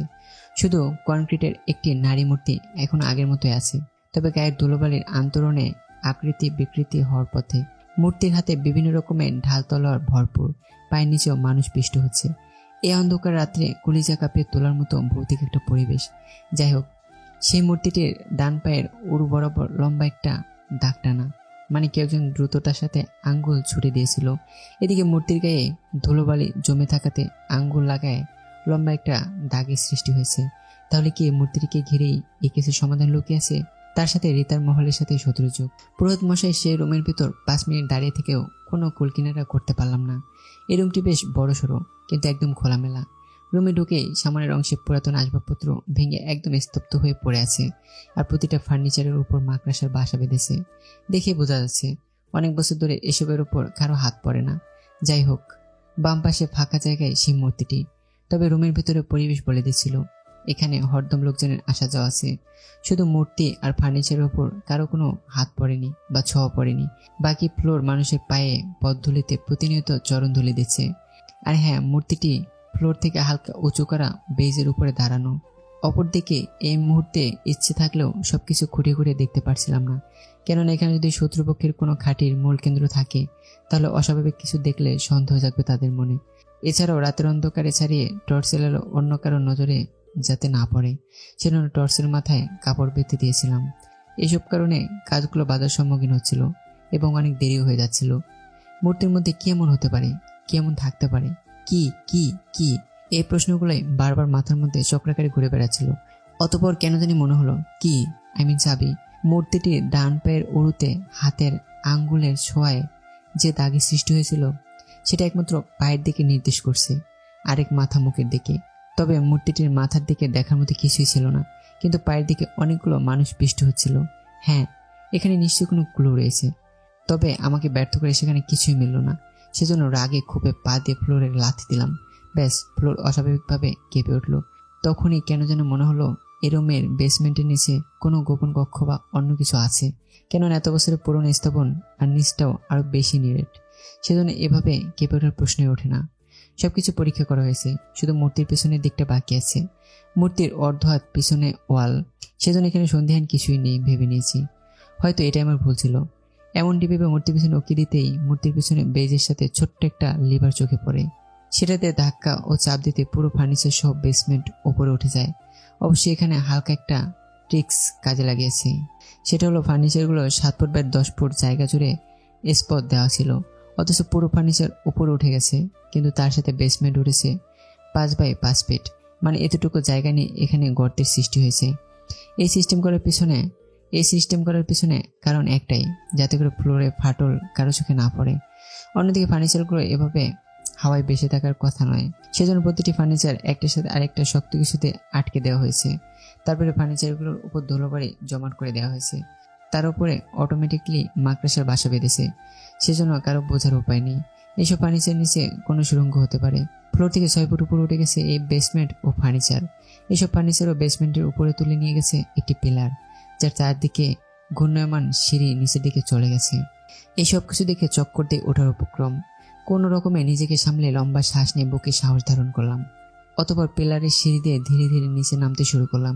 নিচটা এত বেশি অন্ধকার ছিল যে নিজের শরীর পর্যন্ত দেখা যাচ্ছিল না। এদিকে টর্চের আলো বাড়াতে পারছি না, যদি কারো নজরে পড়ে যায়।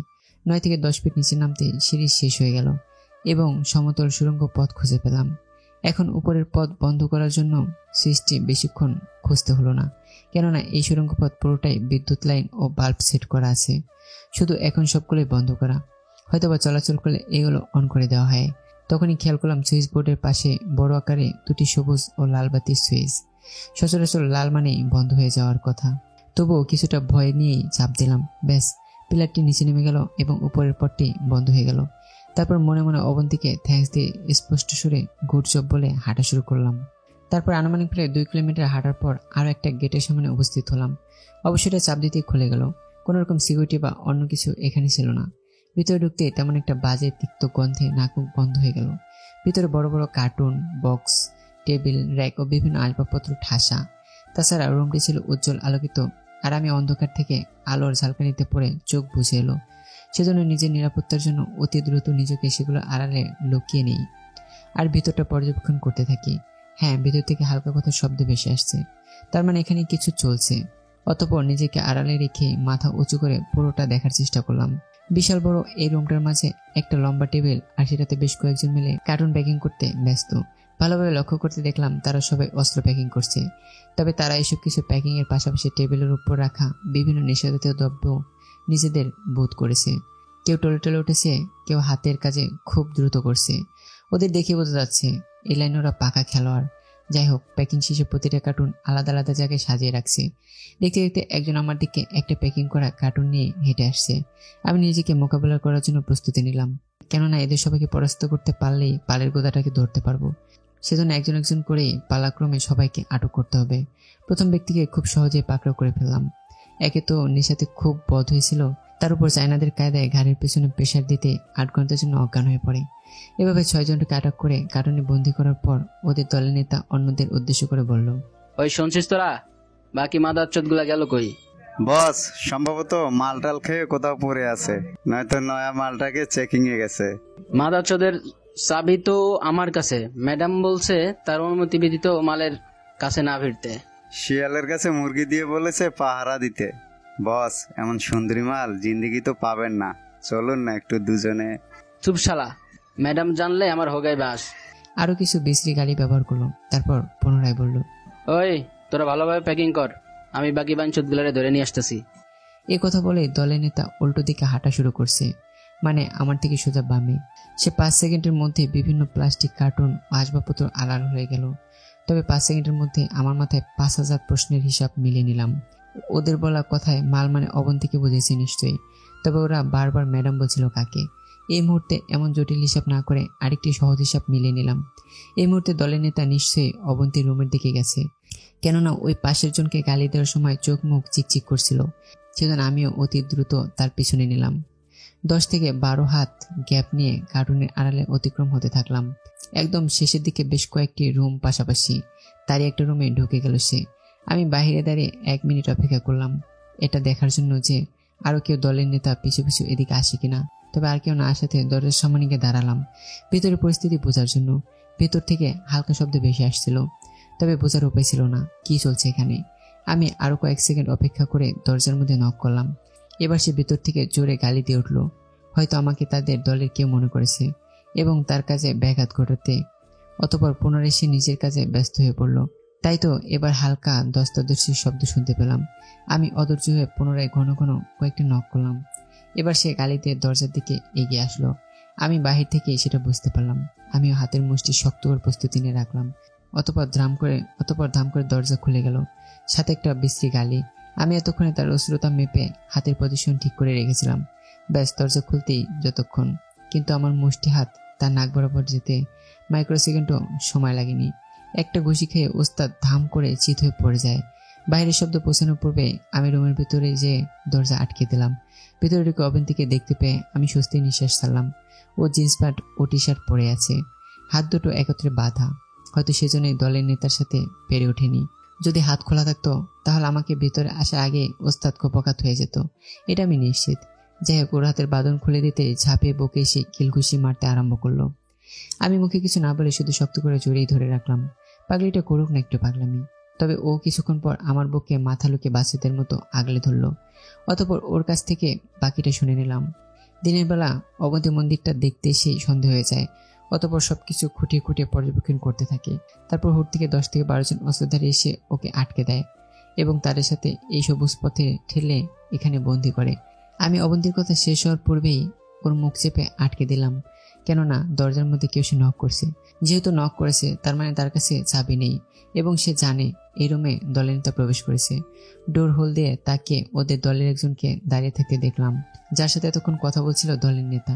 সেজন্য আমি দরজার কাছ থেকে অজ্ঞান হয়ে যাওয়ার পর দলের নেতাকে টেনে একপাশে নিয়ে এলাম। তারপর অতি দ্রুত দরজা খুলে থাকা লোকটিকে একটানে রুমের ভিতরে নিয়ে এলাম। আমি দরজা লাগিয়ে দিয়ে পিছনে তাকিয়ে দেখি অবন্তী তাকে দরাস্য করে রেখে দিয়েছে। অতঃপর আমার দিকে তাকিয়ে চোখ টিপে বলল। অতঃপর দুজনে একসাথে হেসে উঠলাম। যেহেতু অবন্তীকে পেয়েছে সেহেতু এখানে সময় নষ্ট না করে পরবর্তী প্ল্যানিং করতে ব্যস্ত হয়ে পড়লাম। এরপর দুজনে মিলে আন্ডারগ্রাউন্ডে অবস্থিত বাকি লোকদের মেরে ভর্তা করে এই রুমে বন্দি করে চলে এলাম। তারপর দুজনে মিলে পুরো আন্ডারগ্রাউন্ড চেকিং দিতে শুরু করলাম, অন্য কোনো মানুষ বা সন্দেহের কোনো কিছু আছে কিনা। অনেক ধরনের ড্রাগস, অস্ত্র, অ্যানিমেশনে ভরা পুরো রুম। তবে আর কোনো মানুষ অবশিষ্ট ছিল না। হাত ঘড়িতে তাকিয়ে দেখলাম সময় 2টো। আন্ডারগ্রাউন্ডে অবন্তীকে পাহারায় রেখে আমি উপরের তলাতে ওঠার রাস্তা খুঁজতে লাগলাম। অবশেষে পেয়ে গেলাম, কিন্তু উপরে ওঠার রাস্তাটি বন্ধ। তার মানে ভিতর থেকে বন্ধ করা, আর ইচ্ছে করলে যাওয়া যাবে না। তবে এই মুহূর্তে আমাকে রিতার সামনাসামনি দাঁড়াতে হবে, কেননা অনেকগুলো প্রশ্নের উত্তরই ওকে দিতে হবে। এই রাত্রে উপরতলা থেকে নিচতলাতে কারো আসার সম্ভাবনা একদমই নেই। সেজন্য সিঁড়ির কাছে অবন্তীকে অস্ত্রসহ দাঁড় করিয়ে আমি পুনরায় সুড়ঙ্গ পথে মন্দিরে এসে পৌঁছাই। অতঃপর জঙ্গলের ভিতর দিয়ে রিতার মহলের কাছে পৌঁছে ওয়াল টপকে ভিতরে ঢুকে যাই। আগের দিনের মতোই দরজাটি অটোমেটিক খুলে যায়। তবে এবার আর ভয় পেলাম না, কেননা এসব কিছুর ব্যাখ্যা আমার মাথার মধ্যে কিলবিল করছিল। এবারও আমাকে অবাক করে দেওয়ার জন্য অন্ধকার রুমের মাঝখানের ওপর থেকে একটি আলোক রশ্মি নিচে নেমে এলো। এমনকি সে আলোক রশ্মির মধ্যে রিতার প্রেতাত্মা দাঁড়িয়ে আছে। আমাকে আরো অবাক করে দেওয়ার জন্য রিতার কণ্ঠে একটা অশরীরী শব্দ ভেসে এলো। এসো হে প্রিয় আমার নীল, তোমার জন্য পাগল এই রীতা, পাগল তারেই দিল। তবে এবার আমি তাদের সকল চমক ভেঙে দিয়ে আরো বড় ধামাকার সহি বললাম, আরিফা আরিফা আরিফা, ওহে আমার চিরসেনা প্রিয় প্রেতাত্মা। তারপর আমি স্পষ্ট লক্ষ্য করলাম আমার সামনে দাঁড়িয়ে থাকা রিতার প্রেতাত্মাটি আলোক রশ্মি সহ কয়েকবার কেঁপে উঠল। হয়তো এতক্ষণে সেও বুঝে গেছে এসব যে আরিফেরই কাজ সাজে, সেটা আমি বুঝে গেছি। কয়েক সেকেন্ড কেটে গেল, কিন্তু কোনো সারা শব্দ নেই। এই মুহূর্তে হলরুমের ভিতরটা আরো নীরব নিস্তব্ধ হয়ে গেল। তার মানে আমার ধারণাটাই ঠিক, হলরুমের ছাদ থেকে যে আলোক রশ্মি নিচে নেমে এসেছে সেটা প্রজেক্টরের মাধ্যমে করা হয়েছে। কেননা ছাদ থেকে এমনভাবে আলোটা নিচে নেমে এসেছে, সে আলোর মধ্যে শুধু রিতাই দাঁড়িয়ে আছে। এমনকি আলোর বাইরে কখনো রিতা যাচ্ছে না, আর আলোটাও কখনো আমার উপরেও এসে পড়ছে না। এসব থেকে বুঝে নিয়েছিলাম আলোটা গ্রাফিক্সের কাজ করা, আর সেটা নিখুঁতভাবে প্রজেক্টরের মাধ্যমে করা হচ্ছিল। প্রথম দিকে যদিও একটু খটকা লেগেছিল, কেননা সেগুলো যদি গ্রাফিক্সের মাধ্যমে হয় তবে আমাকে ধাক্কা দিয়ে দরজা ফেলে দেওয়া অতপর উপরে ছুড়ে মারা, এগুলো কিভাবে সম্ভব। আজ দ্বিতীয়বার হলরুমে ঢুকে সেটার উত্তর খুঁজে নিয়েছি। এই মুহূর্তে পুরো মহলকেই অন্ধকার গ্রাস করে নিয়েছে, শুধু এই প্রজেক্টরের আলো ব্যতীত।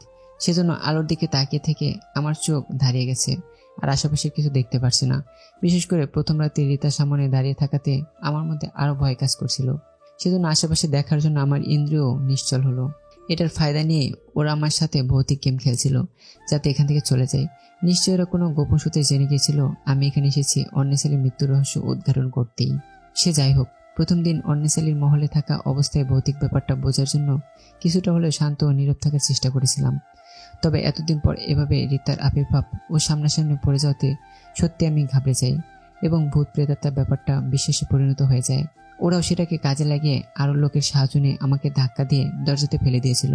অতপর ব্যাখ্যাতে এতটাই কুকড়ে যায় যে পরবর্তীতে আমার সাথে কি হয় আশেপাশে খারাপ উপস্থিত ছিল সেগুলো টের পাইনি। হয়তো আমার অচেতন মন এগুলো ভৌতিক শক্তি হিসেবে ধরে নিয়েছিল। যাই হোক, এখন আমাকে জানতে হবে এসবের সাথে আরিফা কেন জড়ালো। যদি অলরেডি 50 ভাগ জেনে গেছি আর 40 ভাগ অনুমান করেও নিয়েছি, শুধুমাত্র 10 ভাগ জানতে বাকি। সেজন্য হাতে তুড়ি বাজিয়ে বললাম, ওহে মিস্টার ক্যামেরাম্যান ওরফে প্রজেক্টর ম্যান, আপনাদের ডাইরেক্টর আরিফাকে ডাকবেন নাকি আমি নিজে ওনার কাছে যাব। অতঃপর 3 সেকেন্ডের ব্যবধানে পুরো হলরুমে লাইট জ্বলে উঠল। দোতলায় ওঠা সিঁড়ির মাথা থেকে একজন অস্ত্রধারীকে সিঁড়ি ভেঙে আমার দিকে এগিয়ে আসতে লাগলো। তার মানে এতক্ষণ ওই মহলে পাহারায় ছিল আর প্রজেক্টরের ভিতরে রিতার আত্মার খেলা করা ছিল। যাই হোক, আমার কাছে এসে অস্ত্র তাক করে বলল, হ্যান্ডস আপ।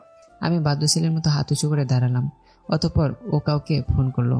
ওপাশ থেকে কিছু নির্দেশনা পাওয়ার পর পুনরায় বলল, ম্যাডাম আসছেন।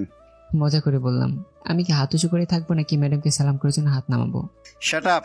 উল্টা পাল্টা কিছু করার চেষ্টা করলে গুলি করে বুক ঝাঁঝরা করে দেব। লোকটা চাহনি কথা বলে স্টাইল ও দাঁড়ানোর ভঙ্গি বলে দিচ্ছে। তার কথার সাথে কাজের হুবহু মিল আছে, কেননা এই লোক গুলি করতে চোখের পলক ফেলারও সময় দিবে না। ওর সাথে কথা না বেরিয়ে চুপচাপ দাঁড়িয়ে রইলাম। তাছাড়া নিজে বেঁচে মরতে চাই কে বাবা, আপোষে ঝগড়া করে নিজের জানটা এভাবে নিলামি দিতে। অতপর 15 থেকে 20 মিনিট পর আরিফ এলো। ওর চোখ মুখ দেখে বোঝা যাচ্ছিল যে ও ঘুম থেকে উঠে এসেছে। তবে পোশাক, শারীরিক গঠন, হাঁটা চলার ভঙ্গিমায় বলে দিচ্ছিল একটা নেতৃত্বের গুণাবলী আছে ওর মধ্যে। তাছাড়া এই আরিফের সাথে আগের আরিফার কোথায় যেন অমিল রয়েছে, সেটা আমি মিলাতে পারলাম না। যাই হোক, ও আমার সামনে এসে দ্রুত আমার শরীর চেক করলো, কোনো রকম আর্মস বা অন্য কিছু নিয়ে এসেছি কিনা, হয়তো বা সেটাই। যাই হোক, অতপর কিছু না পেয়ে একদম শান্ত শীতল কণ্ঠে বলল, কোনো কিছু ক্যারি না করে এত সহজেই মৃত্যুর দুয়ারে চলে এলে মিস্টার রহস্যমানব নিলয়? হ্যাঁ, এবার ধরতে পেরেছি। ওর চোখগুলো অতিরিক্ত নীরব। পক্ষান্তরে আমার চেনা আরিফার চোখ ছিল চঞ্চল হরিণের মতো। আমি আরো লক্ষ্য করলাম এই আরিফার সাথে আগের আরিফার কথা বলা ভঙ্গিমাটা মোটামুটি একই। তাহলে আগের আরিফার ডুপ্লিকেট কপি ছিল এই আরিফাই। নিজেকে পরিবার ও সমাজ থেকে লুকিয়ে রাখার পেছনের ইতিহাসটা আমাকে জানতেই হবে, সাথে ওর স্মাগলিং গ্রুপের জড়িয়ে পড়ার কাহিনীও। আমার এই নীরব ভাবনাতে সেদ ঘটালো আরিফের পাশে দাঁড়িয়ে থাকা অস্ত্রধারীর কথাতে। ম্যাডাম বলেন তো ওরে এখানেই ডুবে দেই। মিস্টার ক্যামেরাম্যান ওরূপে সাজিদ ভাই, এত উতলা হলে তো খেলা জমবে না। আমার মুখে তার নাম শোনা মাত্রই কেঁপে উঠল। এদিকে আরিফার চোখ বিস্ফোরিত হয়ে যাওয়ার মতো অবস্থা। অতঃপর হিসাব মিলে আরিফাই বলল, ওর নামটা সেদিন রাতে নৌকাতে শুনেছিলে তুমি? এক্স্যাক্টলি। তার মানে নৌকাতে সেদিন তুমি আমাদের সব কথাই শুনছিলে? একদম তাই। এটা কিভাবে সম্ভব? একে সাথে পাওয়ার পরে আমি ধরে নিয়েছিলাম অনেসালি প্রেতাত্মার গেম খেলে অপরাধ করে যাচ্ছে। তাছাড়া ইতিমধ্যে এই বিষয়ের উপর আমি অনেকগুলো কেসও সলভ করেছি। সেজন্য আমি প্ল্যানিং করে রাতের আধারে গ্রামের বাড়িতে চলে আসি। অতঃপর মোবাইলে ফ্লাইট মোড দিয়ে নদীর ঘাটে কিছুক্ষণ বসে থাকি। তখনই নদীর ঘাটে অনেকগুলো ফাঁকা নৌকা বাঁধা থাকতে দেখে অন্য একটা প্ল্যানিং করি। তারপর প্ল্যানিং অনুযায়ী ঘাট থেকে একটা নৌকা নিয়ে নিজেই নদীর মাঝপথ পর্যন্ত এসে অপেক্ষা করছিলাম। লক্ষ্য, অন্যেসালি বা তার দলের কেউ ভূত প্রেতাত্মা বা অন্য কোনো কিছু সাজে আমার কাছে আসুক। আমার ধারণা সত্যি করে তুমি তোমার দলবল নিয়ে নৌকা যোগে আমার নৌকার কাছে ছুটে এলে।